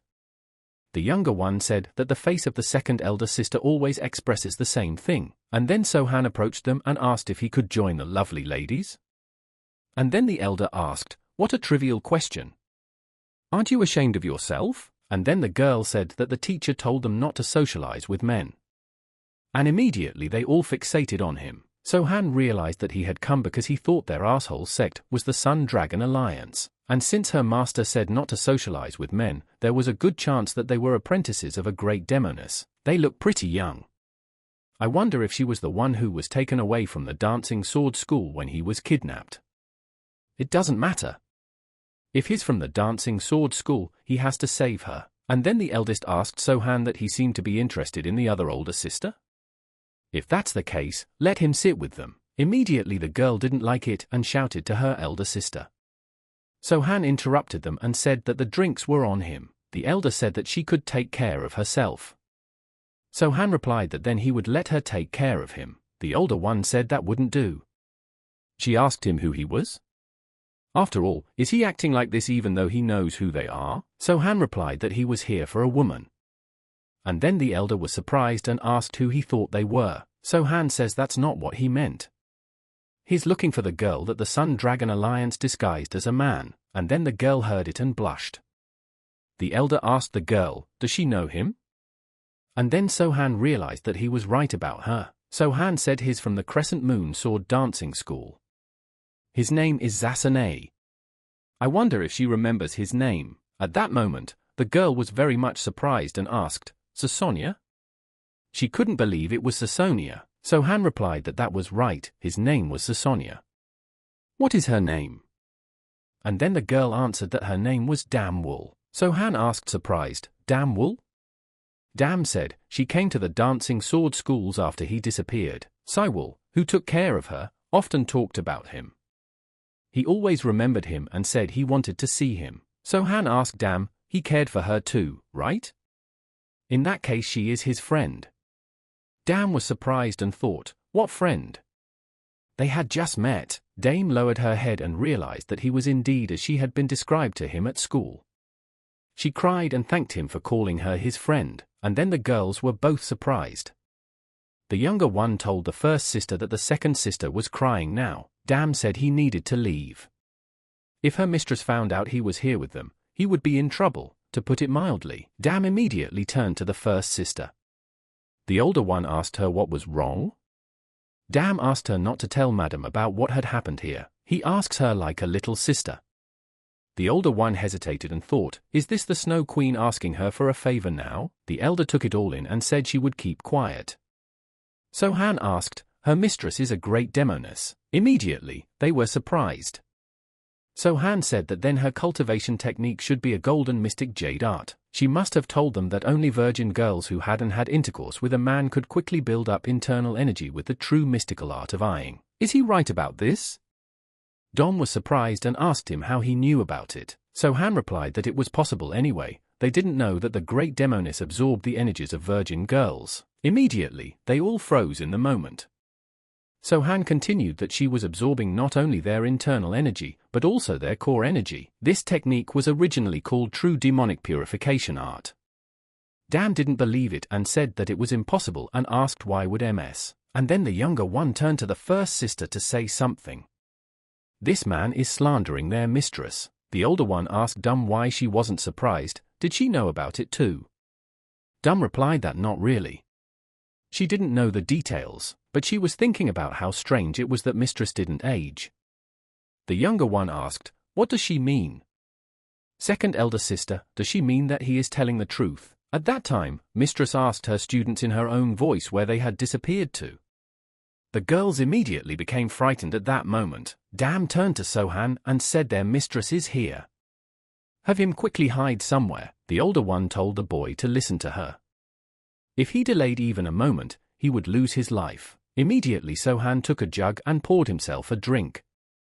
Dam shouted to him that this was not the time to drink wine. Just then Mistress appeared and said herself that it was too late. She immediately saw that they were all sitting with a man. Sohan saw her and was surprised that she had personally come here. Immediately the girls fell on their knees and greeted her. Mistress asked her students what was going on here. The eldest replied that he suddenly wanted to join their table, bringing alcohol. They were telling him to leave. Let Mistress ignore him. And then the mistress said that to think he wanted to drink with her students, let them kill him now. The girl thought and said that he thought he was one of the Chaneno faction of the Dark Path, wouldn't that be reckless? And then the mistress replied that it would not. Did the mistress say she was imagining things, or was the girl getting feisty these days? It often happens when people learn the mystic arts, and then the girl realized that she had noticed her change in mood. Mistress said that just as they were about to find out what she had accomplished, someone from the Shan'an faction would be perfect. Let her kill him to purify her heart. Then she will forgive her for what happened today. And then Sohan said that he could not verify that a teacher could so easily order his student to kill an innocent person. And then the lady was surprised and asked, "What?" At this time the girl was thinking, what on earth is this guy doing? Mistress said she wondered, did he even know who she was? And then Sohan drank his wine and told her to get off in a haze. She's so stinky that he can't have a proper drink. And then Mistress started laughing and said apparently he's crazy, is she right? And then she moved even closer to him and said she wondered how she could best finish him off to appease her anger. Mistress has seen and known men like him. Right up until the moment of death, they all react the same way when they see her face. Mistress immediately used her red eye and realized that he wouldn't even know how he was going to die. And then Sohan smiled and told her to put her veil back on. And didn't she hear him tell her to get lost? Mistress didn't like the way Sohan was talking to her. So she immediately decided she needed to teach him a lesson and attacked him. Sohan immediately reacted and hit her back. The clashing double attack scattered them in different directions. But the mistress immediately attacked him again. Sohan had anticipated all this and dodged her attack. Everyone was surprised and Mistress also said that it was not bad. She asked him why he had gotten close to her students. Where did he come to them from? Sohan answered nothing and with his blades decided to attack. The mistress saw his weapon surprised and realized that they were moon blades. Is he really a disciple of the poison demon? The girls immediately heard that he was a poison demon, one of the 4 demons just like their mistress. Dam was very much in thought at this moment, for she had heard that he was a disciple of the poison demon. The lady said she wondered where the old man had gone. She now sees that he was training his successor. She said it was poisonous demon lowly of him to send that boy to her. Have him come out at once. Just then Sohan smiled and said, he is not here. The mistress asked in surprise, he is not here. How dare he behave so defiantly when his master is not even around? Sohan replied that it was not that important. After all, he did not need his teacher to straighten her out. Mistress immediately became enraged and shouted that he was an insolent creature as he attacked. She decided not to walk and unleashed her snake into the battle. Sohan was fast enough to dodge her attack and immediately lowered himself to the ground to look at her again. At this moment, Mistress thought that the boy's teacher could be hiding anywhere. After all, if she cornered the little rat, he would show up. Immediately the mistress used her snake and said that now they would see how long he would last. Sohan didn't wait for her attack and decided to attack first. Mistress saw that he was trying to shorten the distance to make it harder for her to use the whip. It won't work. Launching an attack, her whip grazed Sohan's face, which he even felt, but he didn't slow down and brought the attack to an end. Sohan was so angry with her that he was ready to devour her completely, not even leaving a piece of her bone. Madam kept saying what a fool one had to be to attack so recklessly, and then she thought the kid might be a poison demon's apprentice, but he was still a kid. Mistress immediately turned around and released her whip into the attack again. But with an even greater speed of attack. Sohan saw the attack coming at him from behind. he immediately dodged in the moment and decided to retaliate. But the whip still grazed his shoulder to the point of bleeding, but Mistress didn't relent and kept cinching him with her rope. With each of her attacks, So-han received wounds all over his body. But he wasn't ready to give up, so he decided to fight to the end. The lady saw that this guy continues to attack mindlessly. Apparently, he wants to shorten the distance and use poison. Mistress, realizing his plan, said, "No way." And then she struck a straight blow with her whip. Mistress said he still seems to have enough strength to stand on his feet. Not a bad kid, really. And then So-han realized that this was the power of demons. Not only does it prevent them from getting closer, but it also prevents them from using poisons. So-han smiled and said that it was fun, though. The lady saw his face and wondered why he was smiling. Looks like he's crazy.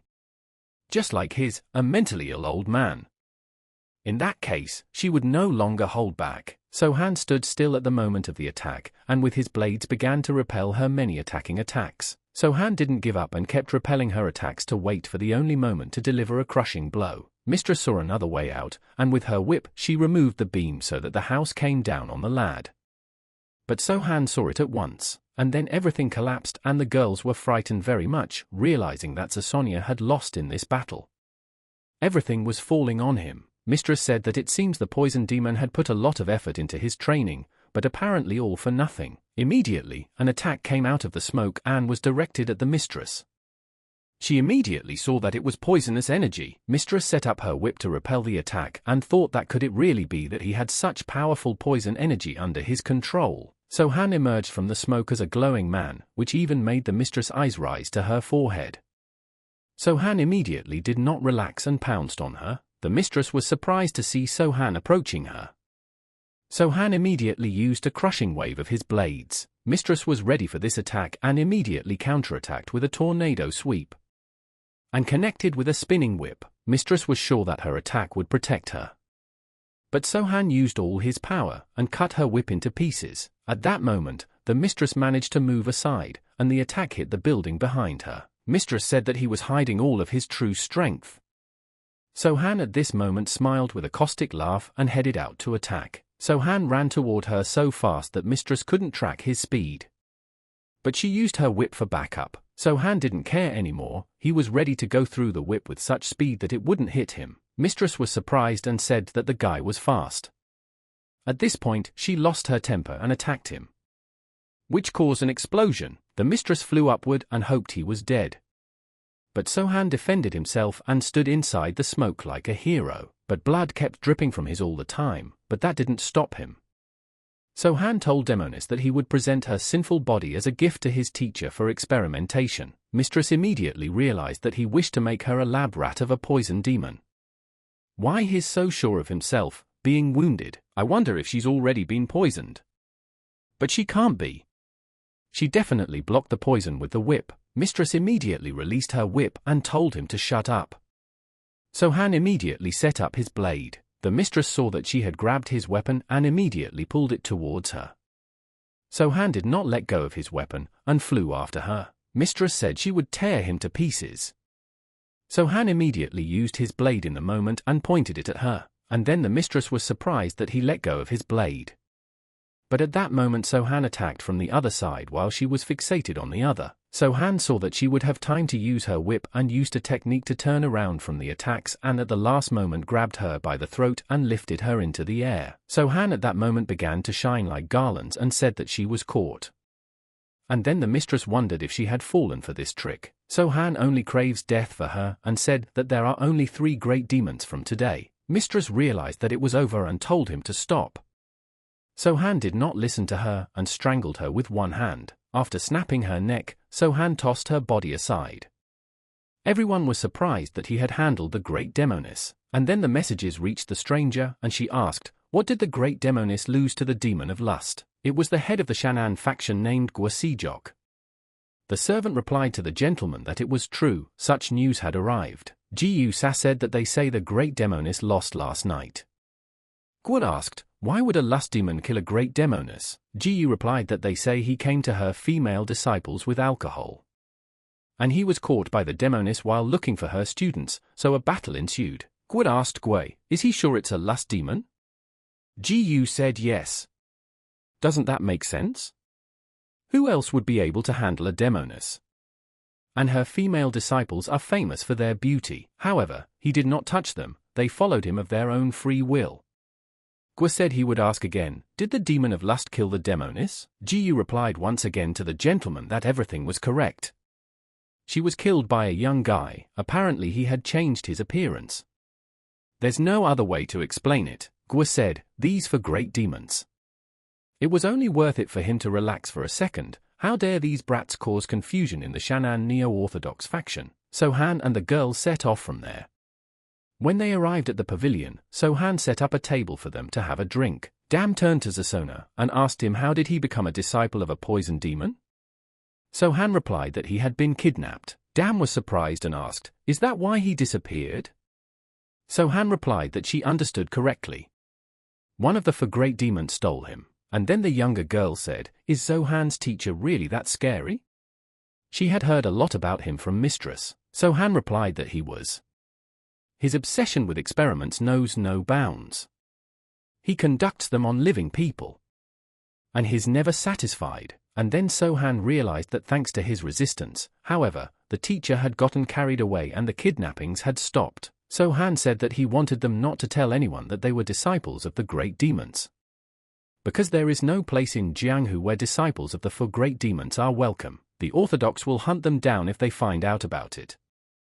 And then the elder girl replied that they had heard him, but she wondered, what had he done with the whip of the 100-dragon mistress? So-Han replied that he had taken care of it, as well as the demoness body, and then Dam was surprised and said that it was a powerful weapon.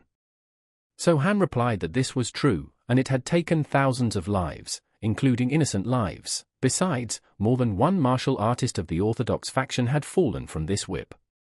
If anyone sees this whip in his hands, all the dark and light paths will come after him. So-Han got up from his chair and told the ladies that it was time for him to go and wished them a good evening. So-Han needed to relax, so he immediately went to take a jacuzzi.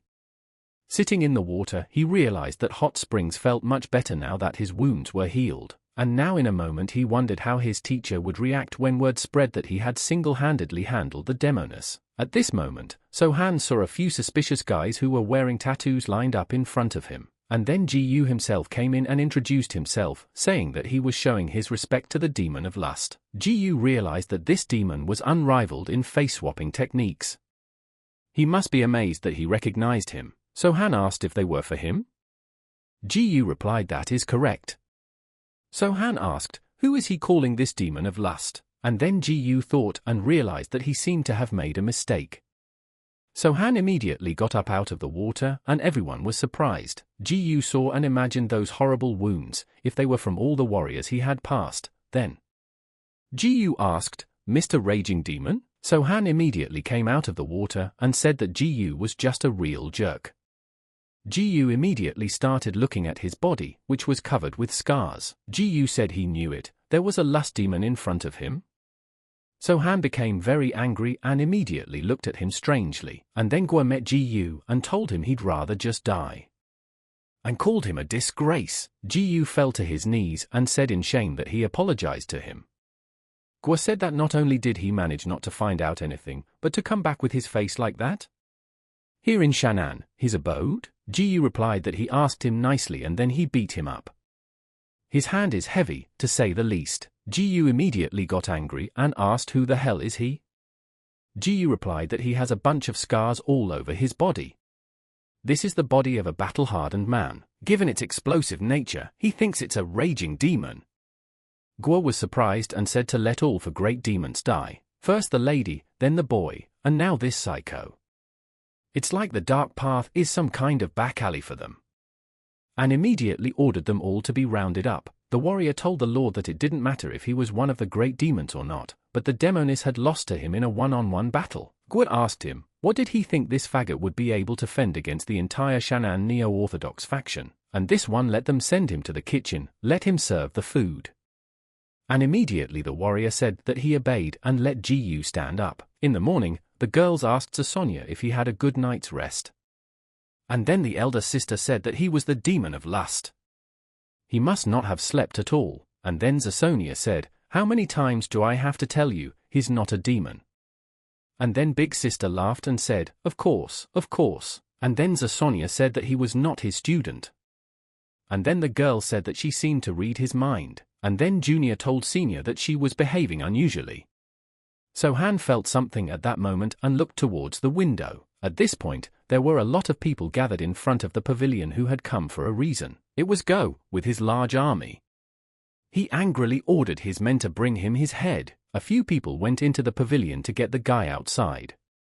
But after a couple minutes, they were out of there like corks, and then So-han came out and asked, who dares to disturb him so early in the morning? And then Go asked him, is he a raging demon? So-han sighed heavily and said one more word and he would become one. Yesterday he was called a demon of lust, today a raging demon. Gwyn asked the guy that it wasn't him. So-han immediately replied that of course not. And then Go introduced himself and said that if the guy is a raging demon, then who is he, and why is he causing trouble in Shan'an? It's his territory after all. So-han replied that he was a Chenyang Nightblade named Jin So-han. Guo was surprised and asked, Nightblade? Guo said the guy is talking about Chenyang where the alliances of the Sun Dragon and Blood Whirlwind clan are located. So-han replied that this was correct. Guo asked, and what did the Chenyang man forget on his land? Does his master know he is here? So-han asked, why would they know? After all, he was their lord himself. And then Go was surprised and thought that this brat was their leader, and if this guy is telling the truth, it would be stupid to bully him. Did Guo tell So-han that he must be the leader of the faction on the Shanxi border? Could he inquire as to why he had killed the demoness? So-han replied that he shouldn't care. Guo accepted this and said that in that case, could he hand over the disciples of the great demoness to them? They have unfinished business with them. And then Big Sister came out and said that the guy seemed to have grown balls as soon as Mistress was gone. And then all the warriors with Guo were surprised to find out that they were her students. With such beauties, anyone could become a demon of lust. Guo asked what was their connection to each other. So-han immediately replied that it was only the past. Guo clutched his hand with nerves and realized that this guy was pissing him off. Guo said he realized that they knew each other. However, if they want to avoid unnecessary problems, it's better to let the guy give it to him. The elder realized that they weren't close enough yet for him to go up against an entire faction alone, and then So-han replied that it was not going to happen. It was not in his plans. The girls were immediately happy to hear these words. Guan immediately lost his temper and said that he was the law here and always had been. And always will be. And then So-han revealed his fan and said that he was the law of the dark path ruling here. That's how it was before and that's how it will be after. Immediately all the warriors were surprised at this answer of the lad. So-han asked Dam how strong are they? Should he worry about them during the battle? And then Dam replied to Zasona that they could handle it. The eldest also said that it was exactly like that. They are, after all, apprentices of a great demoness. So-han said that there seems to be a storm coming. Guo asked the guy what is he even carrying? He immediately with the girls attacked them. Everyone was surprised to see such a performance. So-han in the air at the moment sent a storm of venom at them all. Guo seeing this in a moment grabbed his blade and used a slashing gust of wind. But everything was useless against such an attack from So-han. The girls weren't left out either, and with their whip swooped down on the others to get rid of them once and for all. Guo was surprised and saw that the disciples of the great demoness were so strong. So-han immediately walked over to him and said, he reflected the slashing gust of wind, not bad. Go saw him and became even angrier, and began to launch his attacks recklessly. Sona immediately used his fan and repelled the attack. Go didn't stop there, and launched a barrage of attacks from him. But So-han was even stronger and repelled all his attacks. So-han told Go that he still thinks he's the law here. Ridicule. Guo hearing those words got angry and shouted at him to shut his mouth. So-han didn't mess with him much, and using a hook he launched a fan attack on Guo's liver. Guo stopped and realized that he couldn't feel his hands anymore. This brat is so strong that it's hard to resist him. At this time the girls didn't stop and killed everyone in the way with their whips. Go saw that he was losing and realized that these chicks were strong too. At this point the girls fought like it was the last time. They were up against men with a lot of experience in combat. The girls sensed and said these guys are pretty good fighters. Apparently they're the captains of these assholes. So-han watched them and thought that the girls could definitely handle them. Guo looked at him and saw that he wasn't focused on the battle at all. Guo decided to take advantage of this moment and immediately ran to attack. Realizing that he should not be underestimated, So-Han had anticipated this and easily used his fan to attack. Guo was very surprised that his attack didn't do anything. So-Han would not leave him in a relaxed state and decided to act on his own to exhaust his body. Guo was frightened and thought of stopping this battle. After all, he saw that he was barely reflecting his simple lunges. Guo said loudly at the top of his voice that he would not lose. He immediately pounced on So-Han, hoping to kill him. So-Han responded with a mutual attack. But Guo's sword could not stand up to his fan and shattered at the slightest touch. Guo was sure in the moment that he had done everything, but seeing So-Han's weapon in whole condition and his broken, and he was surprised. So-Han embarrassed him and told him to stop it. Leaving him lying on his knees, Guo realized that he had exhausted everything of himself, and it appeared that he was no match for him. After all, his weapon is above his jaw. Guo shouted to his men to stop. They stopped. And then the warriors turned around and saw that their leader had lost. The warriors turned to the Lord. Guo became angry and immediately shouted for them to lay down their weapons. The warriors obeyed him and immediately stopped. So-Han did not let him go and held him to the last. So-Han told Guo that he would continue to treat him as the head of the Shan'an faction. However, from now on, he is subordinate to him, and Shan'an is now part of the Chenyang faction. If he agrees, then they will proceed further. And he can still choose an outright death. Guo accepted his defeat with dignity and said that he would serve So-Han. So-Han immediately ordered him to withdraw his men, and have him along with the captains waiting for him at the inn. Guo was surprised and thought, "Is that all?" He heard his answer and left. So-Han turned to the girls and asked if they were okay. And then they told him that they were fine. So-Han said they could go back inside then. The captains asked Guo, "Are they really going to serve him?" The captain said it wasn't too late. He scouted the area before they got here. They don't have reinforcements. Also, if he comes alone, they'll have a chance. And they'll accept whatever he tells them to do. Guo said there was nothing to be done. He's stronger than all of them put together. Fighting him, he didn't even break a sweat, and in the moment of battle, he happened to see two swords of his robes. He defeated him using only a fan, and that's what came out in the end, and immediately showed his arm to the captains. He realized that the last blow had broken his arm, and it's not just him. They're no match for the apprentices of the great Demoness.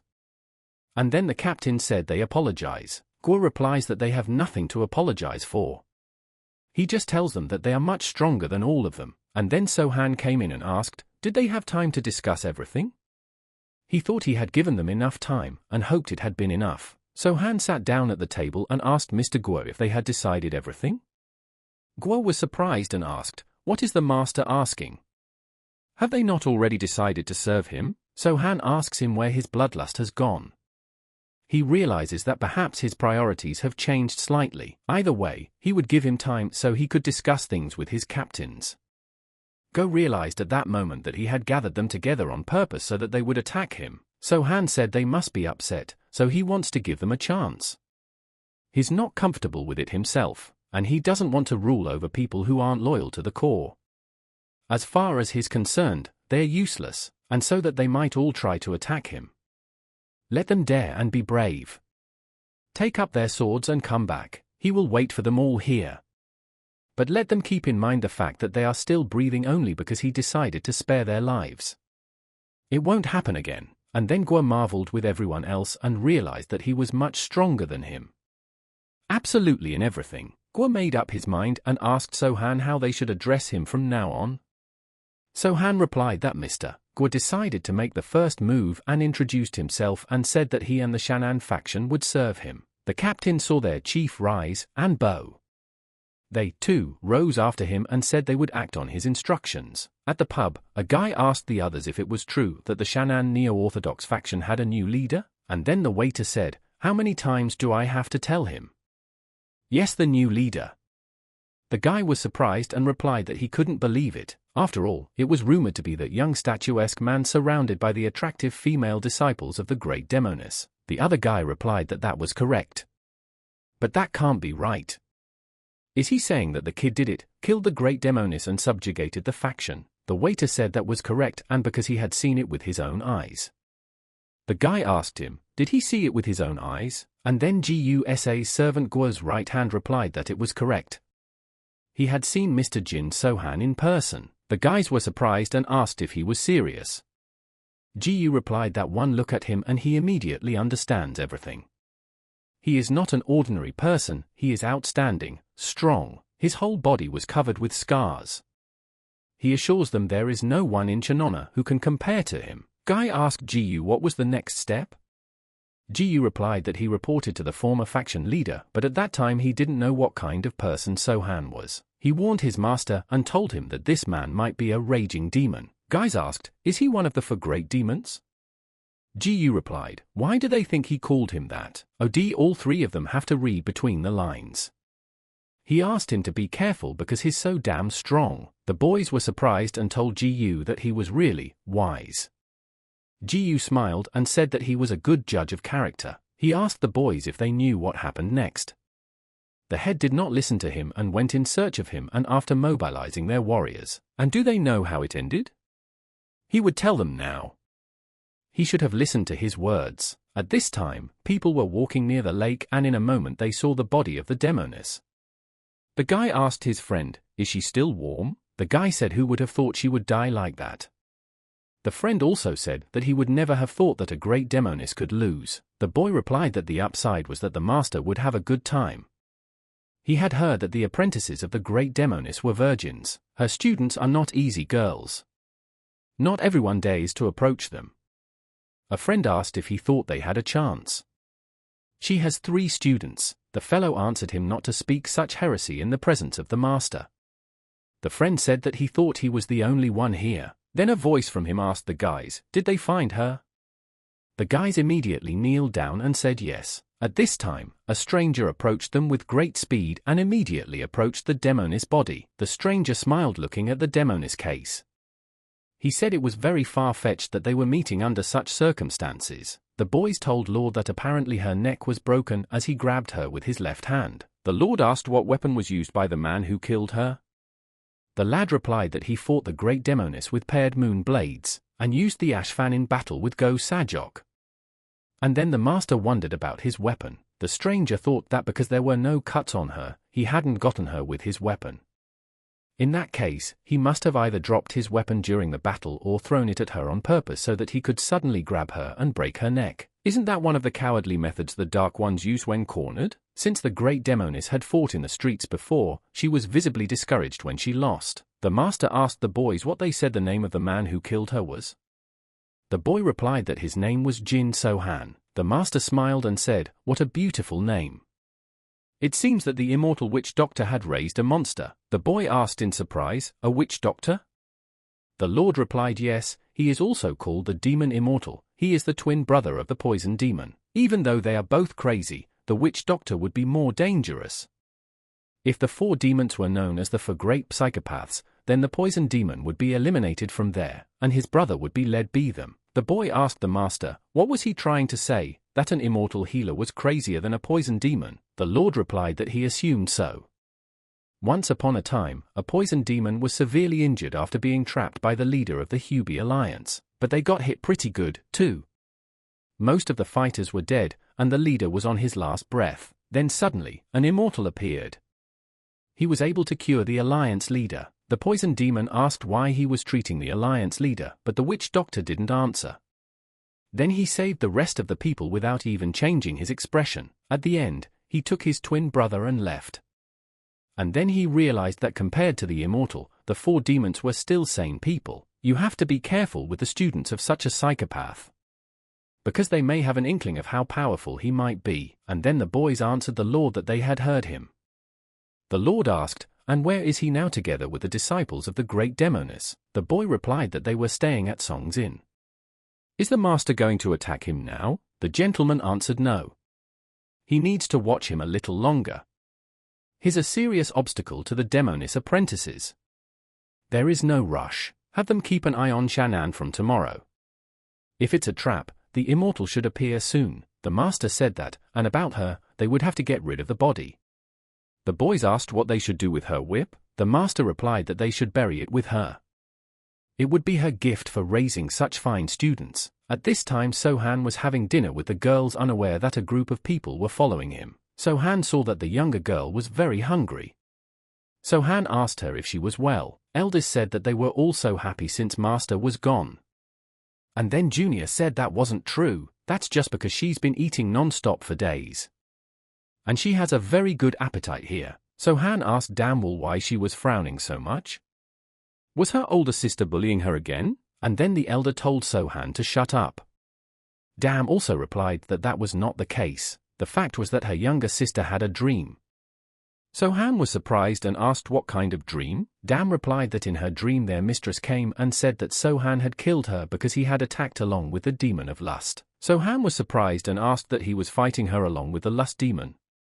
Dam replied that it was like that, and then So-han said that he thought this guy had appeared in her dream because that fool had asked him if he was a lust demon. Dum said that might be the case. So-han said that he heard that Dummy was working at some hotel. Gua came to So-han and said that rumors about him had spread all over Shan'an. Everyone was already wondering about him becoming the leader of the local Dark Path faction. Just then, Gua finished his drink and asked So-han if he would like to go for a walk. He would love to hear how he was able to defeat the Great Demoness. So-han thought for a moment and replied that he agreed. Gua thought it was impossible to be around him before, but now they seemed to be able to find common ground. Besides, he was still as respectful to him. Then the captain came and told the head that Ji-Yu-sa had arrived. He demands an audience with the Lord. Gua was surprised and told So-han that he was apologizing for his subordinate. So-han replied that he would let him come in. Gua said there was no need for that. So-han replied that he didn't mind hearing him out. Let him come in here, and then Ji-Yu came in all wet and sweaty. Everyone was surprised at his condition. Gua asked Ji-Yu how dare he disobey? He was told to stay out of sight. Ji-Yu replied that he was asking them to forgive him. So-han asked that he was the bad guy from the hot springs, right? Ji-Yu replied that he was correct, and said that he asked to forgive his stupidity that day. So-han said it was no big deal. Let him say, why did he seek to meet him? Ji-Yu remembered and replied that he wanted to warn them about something. Some people asked him. Gua asked, so what? Rumors about Mr. Jin are spreading at the speed of light. It's normal for people to ask about him everywhere. Why would they want to know? Ji-Yu said that this person wasn't just asking, he was digging for Mr. Jin. From the looks of it, it was a young guy who was diligently trying to find information about him. He was also looking for information about the Great Demoness apprentices. The other day, this guy came into their tavern and started asking about him. He also said that So-han was accompanied by 3 girls who didn't know the man, and that they were too greedy. Ji-Yu said that he tried to follow him, but he disappeared from sight momentarily. Did Ji-Yu in the moment think he was coming? So-han thanked him for the information, because they would need it. So-han asked him if he was Ji-Yu-sa, right? Ji-Yu bowed his head and replied that everything was correct. So-han said that if he has everything, he can go. He is a big good boy. Ji-Yu was surprised to hear such words and replied that he was happy to try the Lord. And he thanked them for agreeing to listen to him, and then Gua said it was weird. He wasn't just asking about him, but also about the girls. What does the master think? And then So-han replied to the head of Go that he had one guess. Gua was surprised and asked what was it. So-han replied that the faction has a huge information network.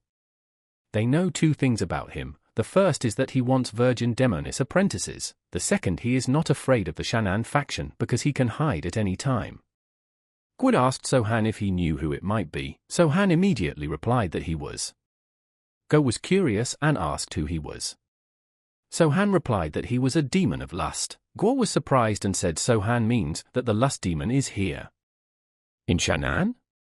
So-han replied that yes, and that guy in the tavern is probably his apprentice. Either way, if they don't prepare, they'll be in trouble. Not only is he strong, but he's damn fast, so he can escape at any time. Gua asked, can a martial artist escape? So-han replied that was correct. He doesn't care about pride when it comes to survival.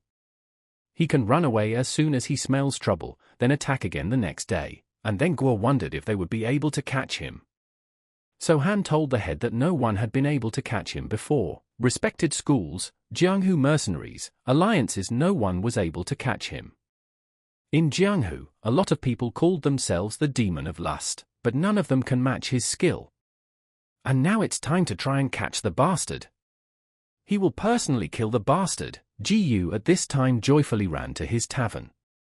After all, Mr. So-han was happy to see him and thanked him. So-han and Guo went out for a walk in the evening. People all stared at him intently and said hello, and then the girl asked the gentleman, "Is he leaving already?" So-han was surprised and replied, "Yes." The girl told him if he could stay a little longer. So-han replied that he would come back here again. People asked him to be sure to come back. He didn't realize he was being followed. And that lust demon bastard is following him. So-han returned home in the morning. The girl immediately asked him where he had been. They had lost him. So-han replied that he was breathing air. Dam was surprised and asked what? So-han said he hoped he could provoke the lust demon. But it never showed up. The younger one said to So-han, "Maybe he can rest then?" So-han replied that it was okay, he would manage. Dam asked So-han that he was after them. So-han did not hide it and replied that it was true, and he showed up right after the demoness died. He's thinking of finishing him off with the help of the Shan'an faction. So they have nothing to worry about. If the situation takes a turn where he is forced to leave them, they should work cohesively and wait for him in a safe place. He would catch up with them as soon as he had the chance. And then the girls wondered why he would risk so much for them. Come to think of it, then he even went against Sagek to save them. But why would he do that? There was a festival in Shan'an territory on this day, where all the people would gather and present their abilities on display. So-han heard all this and said that it had already started. Junior said there were so many people gathered. It looks like there's some kind of performance. So-han asked why here? The younger one said, and maybe go and see what's there. So-han accepted her offer and he agreed to go. So-han said he organized the show in 24 hours. Go did a good job. The girls were happy to see all this and shone like stars. When they saw So-han, all the people started to greet him. The warrior who was speaking showed honor to So-han and said he salutes too. He was just in time. He had prepared a great show of changing guises. So-han asked surprised, "A change of guise?"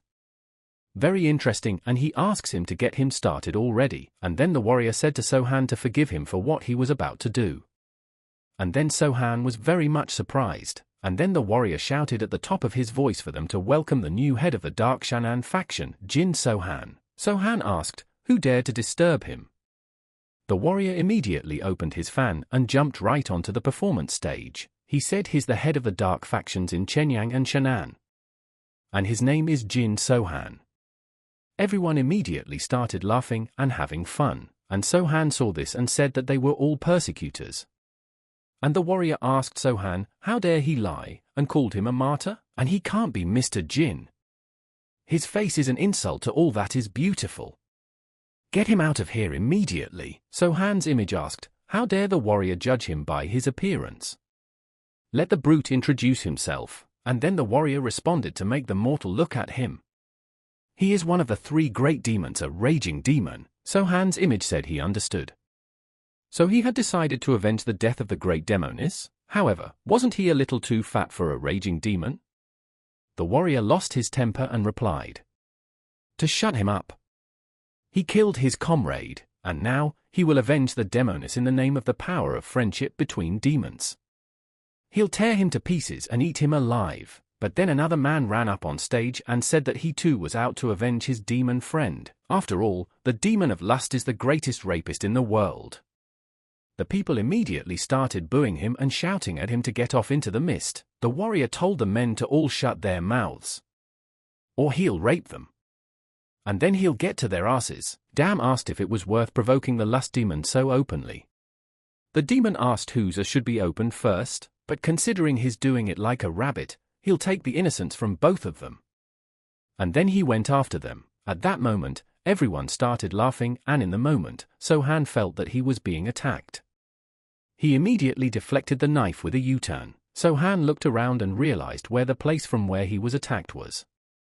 He immediately went straight there. The gunman was so fast that he moved with great speed. But Sohan did not lag behind and ran after him. The gunner was very angry with him, because he didn't understand how Sohan had dared to make the master look like that. In a moment there was a flash, from which Shooter was very surprised. He turned around and saw Sohan standing there. Sohan asked the gunman what he was wrong about. That's still weak. His master is far worse than that cartoon. The gunman in the moment grabbed his blade and attacked, telling Sohan to shut his stinking mouth. Sohan was at a great distance from this gunman. He dodged his attack, and in a moment he made his own and chopped him to pieces. The shooter was dead before he could say a word.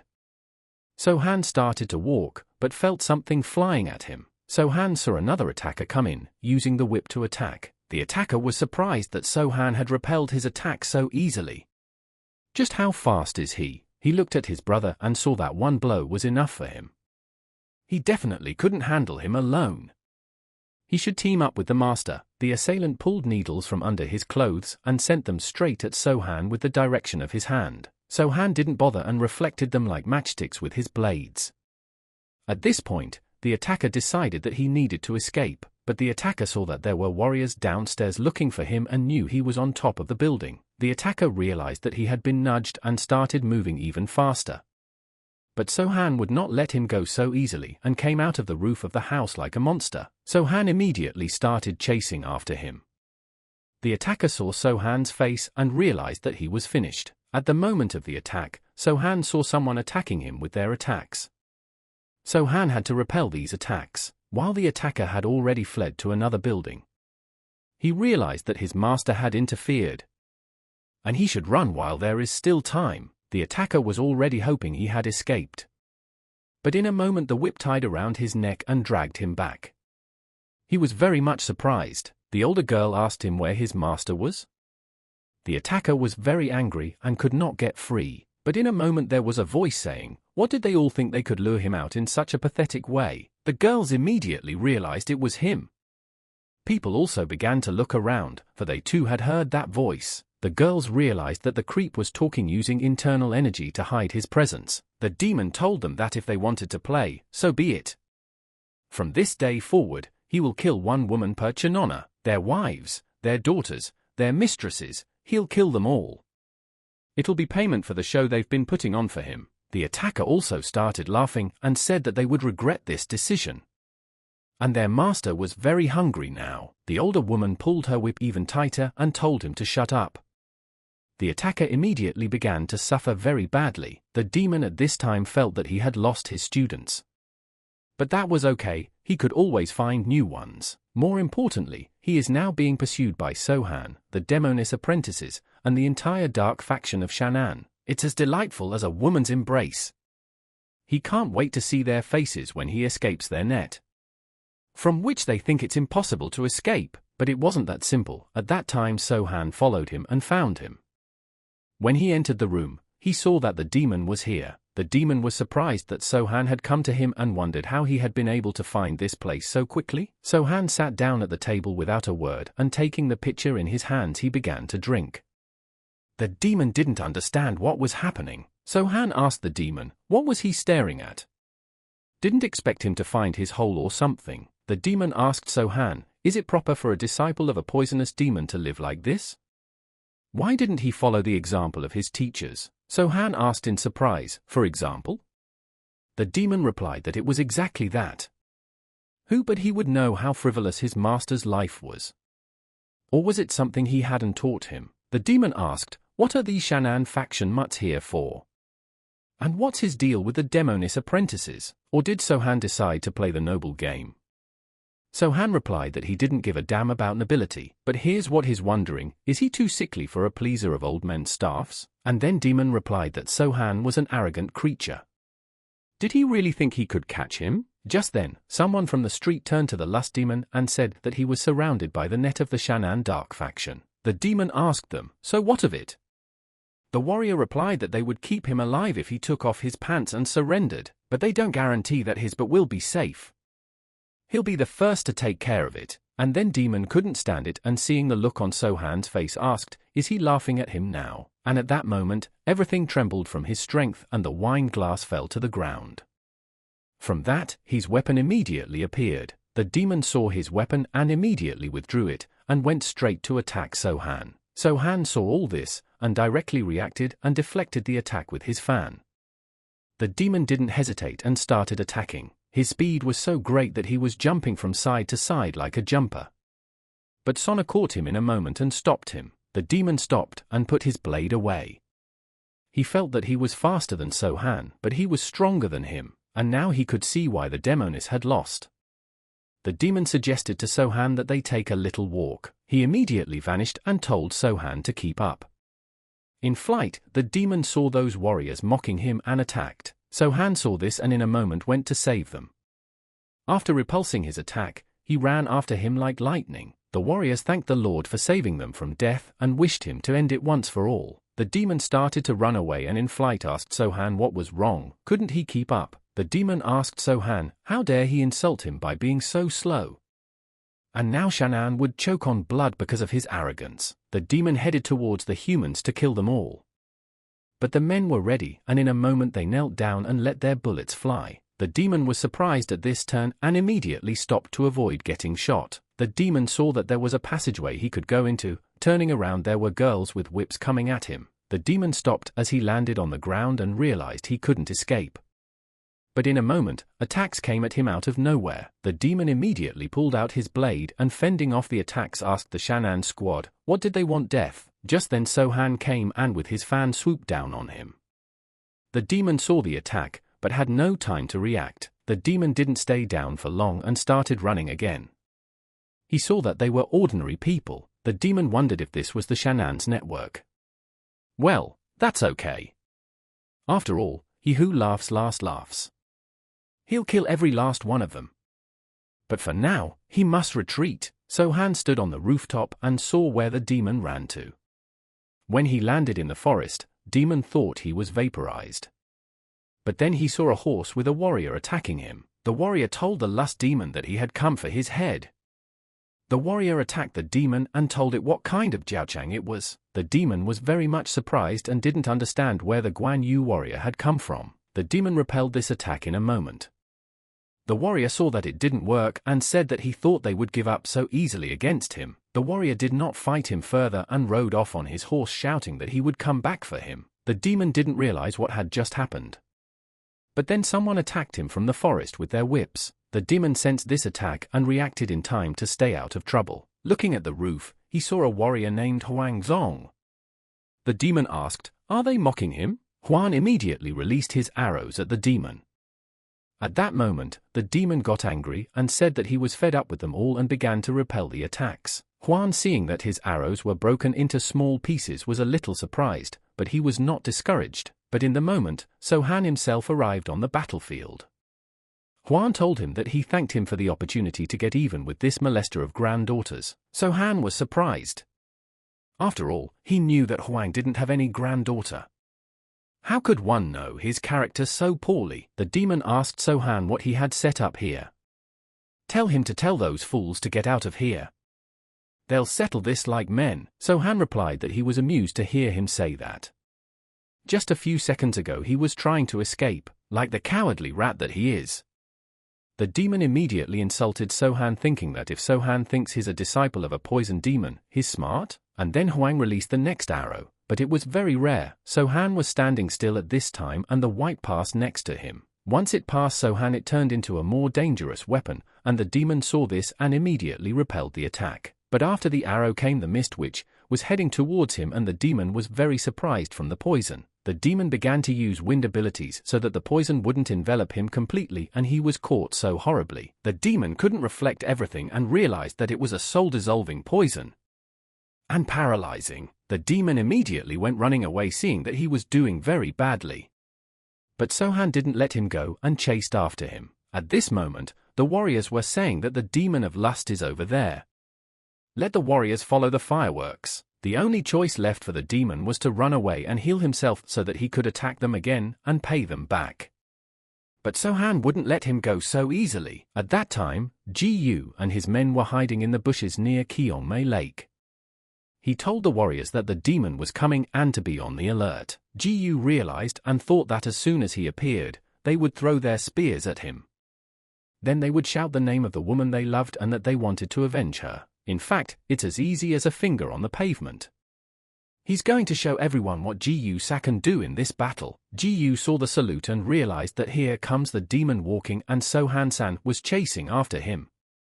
He immediately shouted that now. Everyone immediately threw out their spears, but the demon sensed them and changed his direction to avoid being hit by the spears. Jiyu ordered his men to shout out the names of their chosen women. Quickly!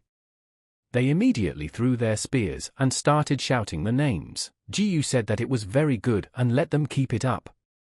And Jiyu also released his spear and said that the lust demon was a stinking dog. And then someone told Jiyu that he was so carried away that he had forgotten that he didn't have a chosen one. Jiyu immediately released his spear and shouted that it was for the grandmother who lived across the street. Jiyu said she was 80 years old, a decade ago. He's a stupid animal. She took care of him all the time. The demon in a moment stopped at the tree and directed his gaze at Jiyu. Jiyu was surprised and asked him what he was staring at. The demon was ready to eat him whole for such insults against him. He asked Jiyu, "Grandma?" The demon turned to Jiyu and said that he would turn him inside out. Jiyu thought to himself as he looked at him, "What's he doing?" The demon changed its trajectory and immediately attacked Jiyu. When the warrior saw it, he realized that he had to run away. The demon saw that the guy was far away and threw his sword at him.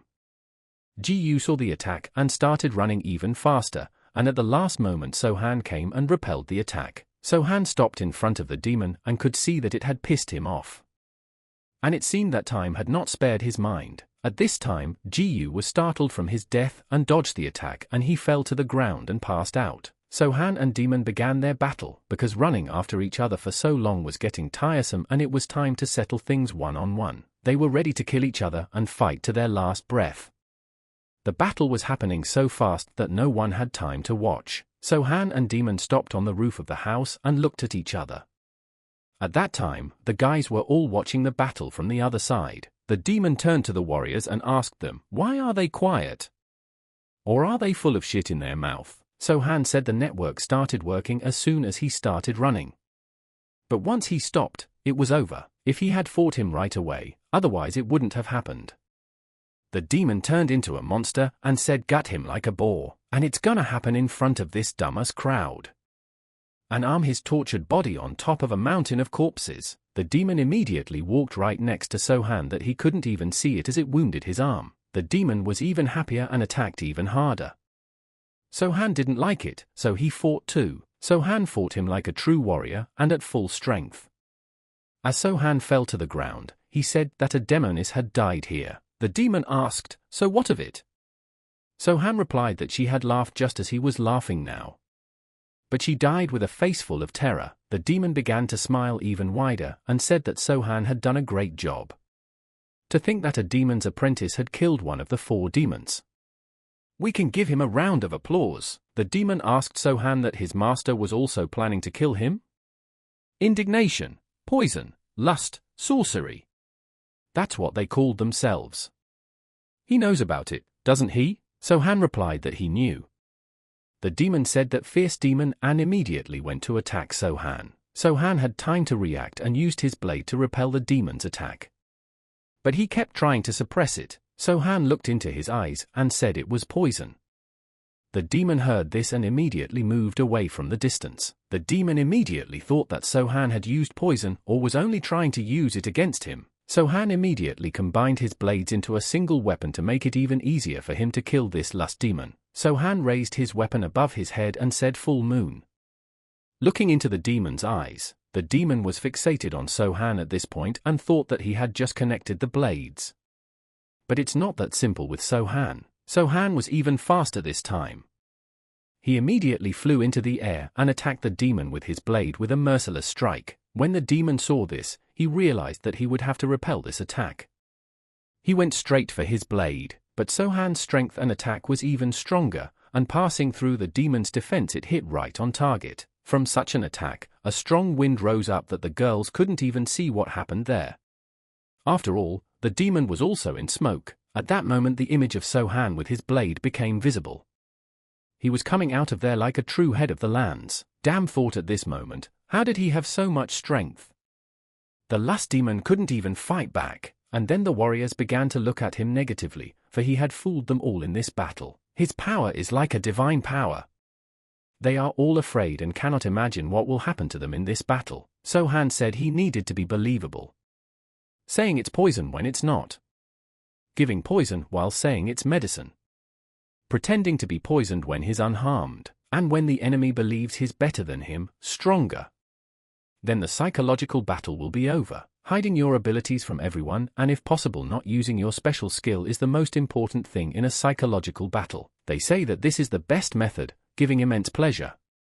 Because only then does the enemy experience boundless despair and emptiness. So-han asked the demon of lust, "Where is the violent one?" Immediately the demon couldn't answer and So-han thought he was dead. In a moment, everything began to glow with a bright light, which So-han was surprised by. And then So-han realized that thanks to him, he had learned many things. Things he wasn't supposed to know. So-han looked at the onlookers and realized that they were all witnesses to his special skill. So be it. They were serving him, after all. So-han told the guys that they did a good job. At this time the guys asked Ji-yu what he was saying, that the lust demon got angry from his words. Ji-yu replied that it was exactly like that. Although he was killed by a master, the person who made him make the mistake was himself.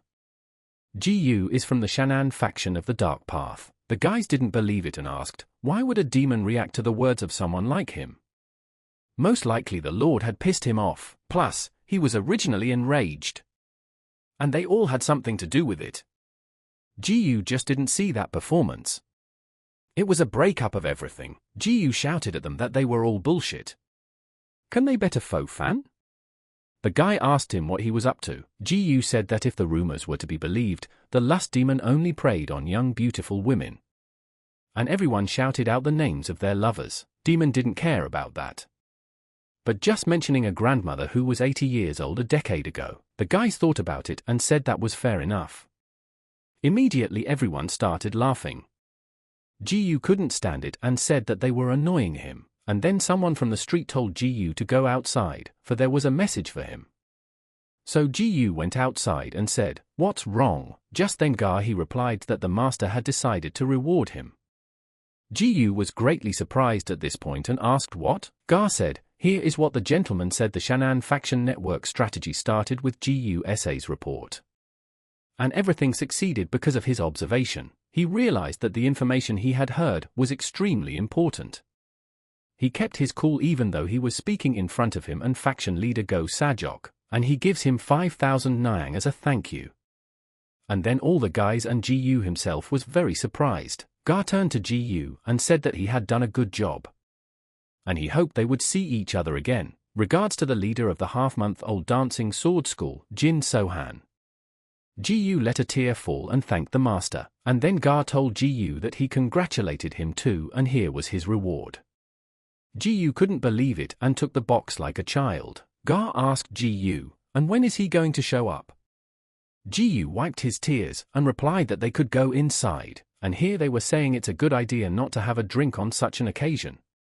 And this person knows the school leader personally, so you can trust him. So-han went to the Western Dark Road with the girls that same day. When they arrived in the town, Dam said that everything had changed so much here. So-han replied that he understood and asked her if she remembered the way. Dam smiled and replied, "Of course." "Is he still here?" So-han answered, "Yes, somewhere around here. He is either in the kitchen on the second floor or sleeping somewhere. And he has gotten a little fat." The eldest said that compared to Shan'an, this place is like a village. It's so peaceful. Junior also said that she could feel that atmosphere. "Is this really Chenyang Dark Faction territory?" "It looks like an ordinary village." So-han replied that it was much more crowded during the day. And that many people had left after he had killed a couple or three of the thugs and destroyed the Blood Whirlwind clan. Dam said that this used to be the location of the Crescent Moon Dancing Sword School. So-han replied that this was correct. Taking control of the place, he tried to recreate what had happened before, but then Sahek ran out shouting for the master. Sahek immediately shouted to his men that the master had returned. The eldest saw the lights of the houses and said that there were a lot of people living here. The younger one told Sohan that he had said there were only a few people here. Sohan was surprised and thought, are they multiplying? How come there were so many people gathered there? A family with children, and Sahek ran out. Sohan looked at them and thought that he had not seen them before. Where did these children come from? Then a girl came out of the house and said that she apologized and called Sohan Sasona. Sohan immediately saw the same girl who had taught him martial arts. Sohan froze for a second and asked, "UN hi?"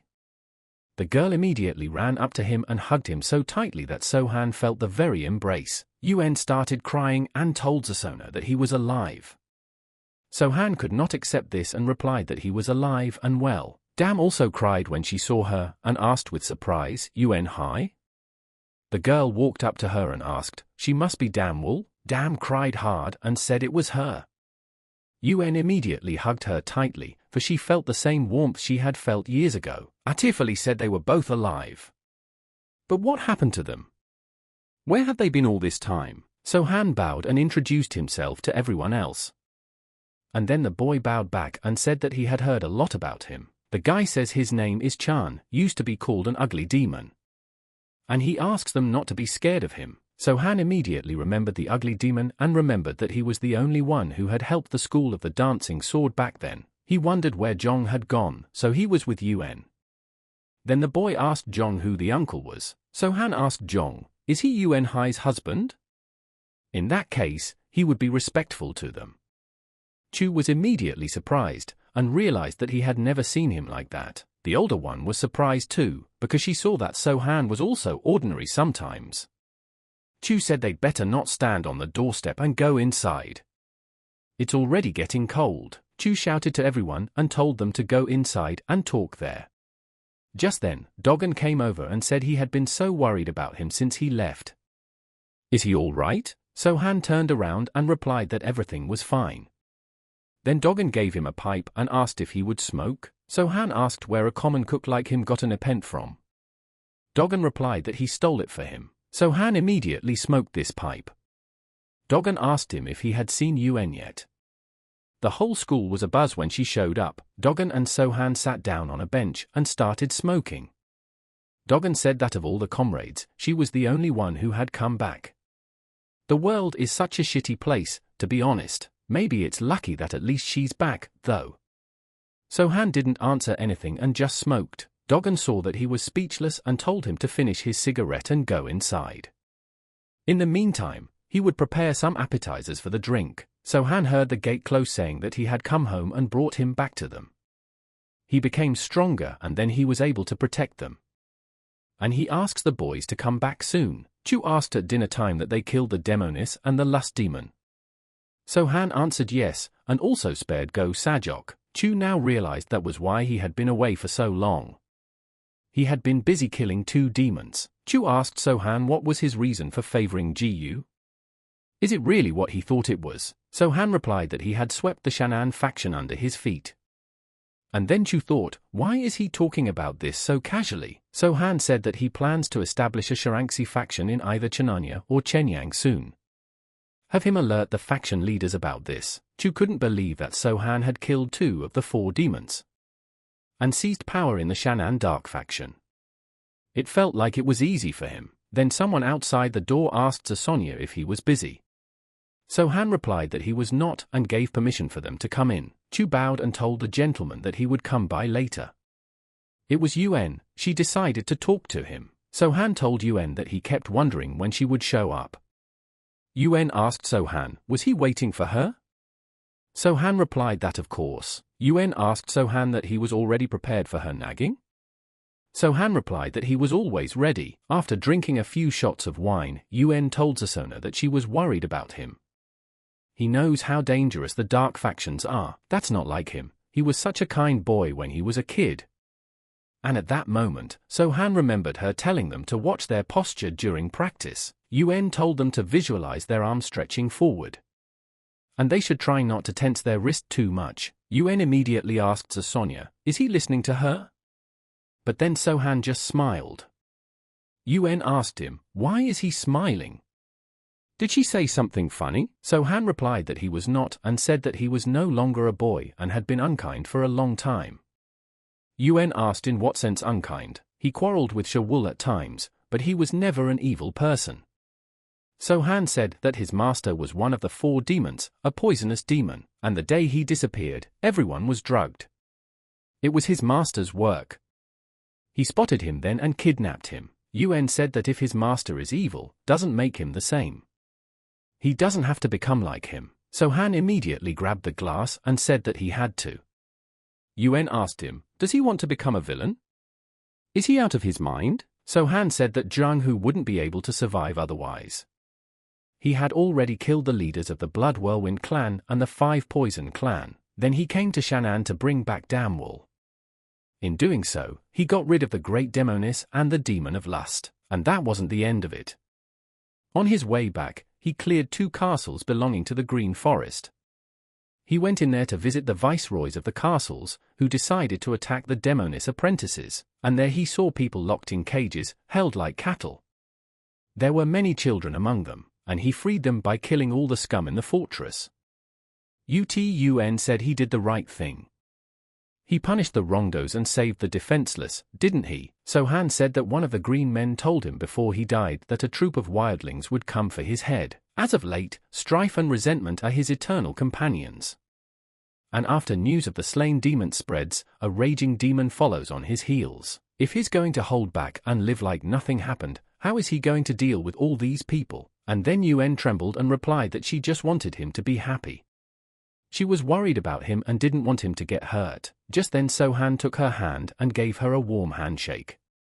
Yuan apologized and said that she should not have given him moralizing words. So-Han said he missed it. That's why he is smiling. Yuan smiled and said that he is smiling after all. Yuan immediately asked him, aren't you ashamed to make fun of your elders? Let him better pour her some wine. So-Han smiled and replied that he would be right there. Yuan said that So-Han was kidnapped by the master after all, so how did he escape? So-Han replied that he didn't escape. He just let him go. Yuan immediately asked why? What good would it do him? So-Han replied that it was simple. He defeated him. Yuan was surprised and asked that he had fought his master? So-Han replied that he had not. He liked him so much that he could not refuse him. The poison demon has a twin brother, an immortal witch doctor. After his brother's master's experiments, he removes the poison from his body and cures him. While one was obsessed with poisons, the other dreamed of saving everyone around him. They are both insane in their extremes. However, the witch doctor did not cure him at every opportunity. He only saved him when he was on the brink of death. They used it to test all their ideas, helping each other save materials. And then he realized, if he wanted to survive, he needed them to love him, no matter what it took. Afterward, he started supporting them as convincingly as he could. He tried to be nice to them, trying to understand them, and did all sorts of other things. After a long time, his master finally gave in to these tricks. He asked the master at that time what was wrong. The master answered him that he had made a really powerful poison, and he is hardly experiencing his action. And then he smiled and said, what is it that he bears? Let him forget what he was told. That's how he survived. Then the 2 brothers began to work together to make his body as stable as possible, and then So-Han told Yuan that she should not stay here. He would prepare a safe place for her where she could take shelter with her family, and then Yuan replied that no. She would stay here until every member of the Dancing Sword returned home. So-Han tells Yuan that's why he's asking her to leave. She has children, after all. Imagine what would happen if one of them got hurt. And imagine what would happen to them if she or her husband were hurt. So-Han told her not to worry, he would visit her from time to time. Besides, he needed a place to nurse his wounds, too. Yuan asked in surprise, wounds? So-Han replied that was exactly what it was. He didn't just talk about his masters for no reason. If the pure ones attacked them, he would have to side with them. Yuan asked why? They had tortured him for years, hadn't they? So-Han answered yes, but his master.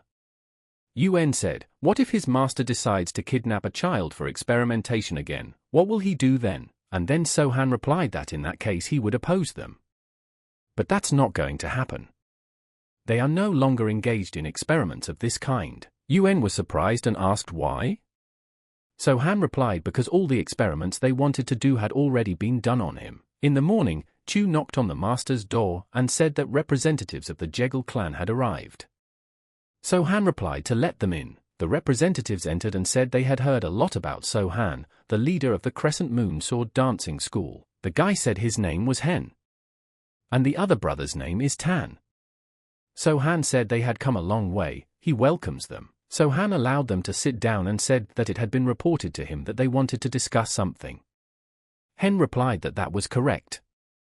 They are from the Yuga messenger in Zhongxi. So Han said he was listening to them. And then the boys saw him as an impudent man who did not offer a cup even of tea. Hen said that as a master, he knows that they own the Yuga messenger. By the way, it is one of the most important organizations in the clan. North of the Yangtze River, the Manhwa clan, the Tang clan, and others use their services. And other pure factions also subscribe to the messenger, and he heard about what happened in Chang'an. He's the one who killed the Demonis and the Lust Demon, right? So Han immediately replied that that was correct. Hen said that it was marvelous. They in the messenger were extremely surprised when they heard about it. There was hype everywhere over the appearance of a new great warrior in Shanxi. So Han asked, a great warrior? Hen replied that's exactly what it is. If So Han understands, that's what they call the Jianghu ranking. They gather news from all over Jianghu to highlight the top 100 masters, and he also hopes that he will share some exclusive information with them regarding the battle with demons. They will be extremely interested in how he defeated these devils of hell. And what he intends to do now. By the way, they have already discussed these events in their newspaper and will prepare a couple of articles. Here, let So Han admire it. Jin So Han, a great warrior who had appeared in Chanyang. How was he able to destroy the Blood Whirlwind clan and the two great demons? And they're also planning to add the story of how he took over the Chanyang Dark faction. And the story of how he used the Chanyang network to catch the Lust Demon. And there is so much to write about him. So Han said that they are both quite knowledgeable. Hen said, but here's what he really cares about. Is Jin So Han the incarnation of another demon? For as they know, no place is empty. Hen said that he would tell them at once that they belong to neither the pure nor the dark factions. They are just collecting stories from the streets of Jianghu for everyone to hear about later. So Han asked him, is it true? Hen replied that definitely. So Han said he'd love to meet them again when he gets bored. So let them drop by from time to time, and then the boys realized that he was treating them like some shabby peddlers. So Han asked, anything else? Hen took his fan and told So Han that he probably didn't fully understand the situation. The messenger has a huge influence in Jianghu. So Han asked them, is it true? Hen replied that it was true. And his position depends on how they introduce him. Let him say, is So Han of the dark? So Han replied that he couldn't understand. First they flatter him, then they threaten him. If it suits them, they can write that he is of the dark ones. Hen asked him, did he think they were joking? So Han immediately suggested that they should get to the point already. Enough of this pretense.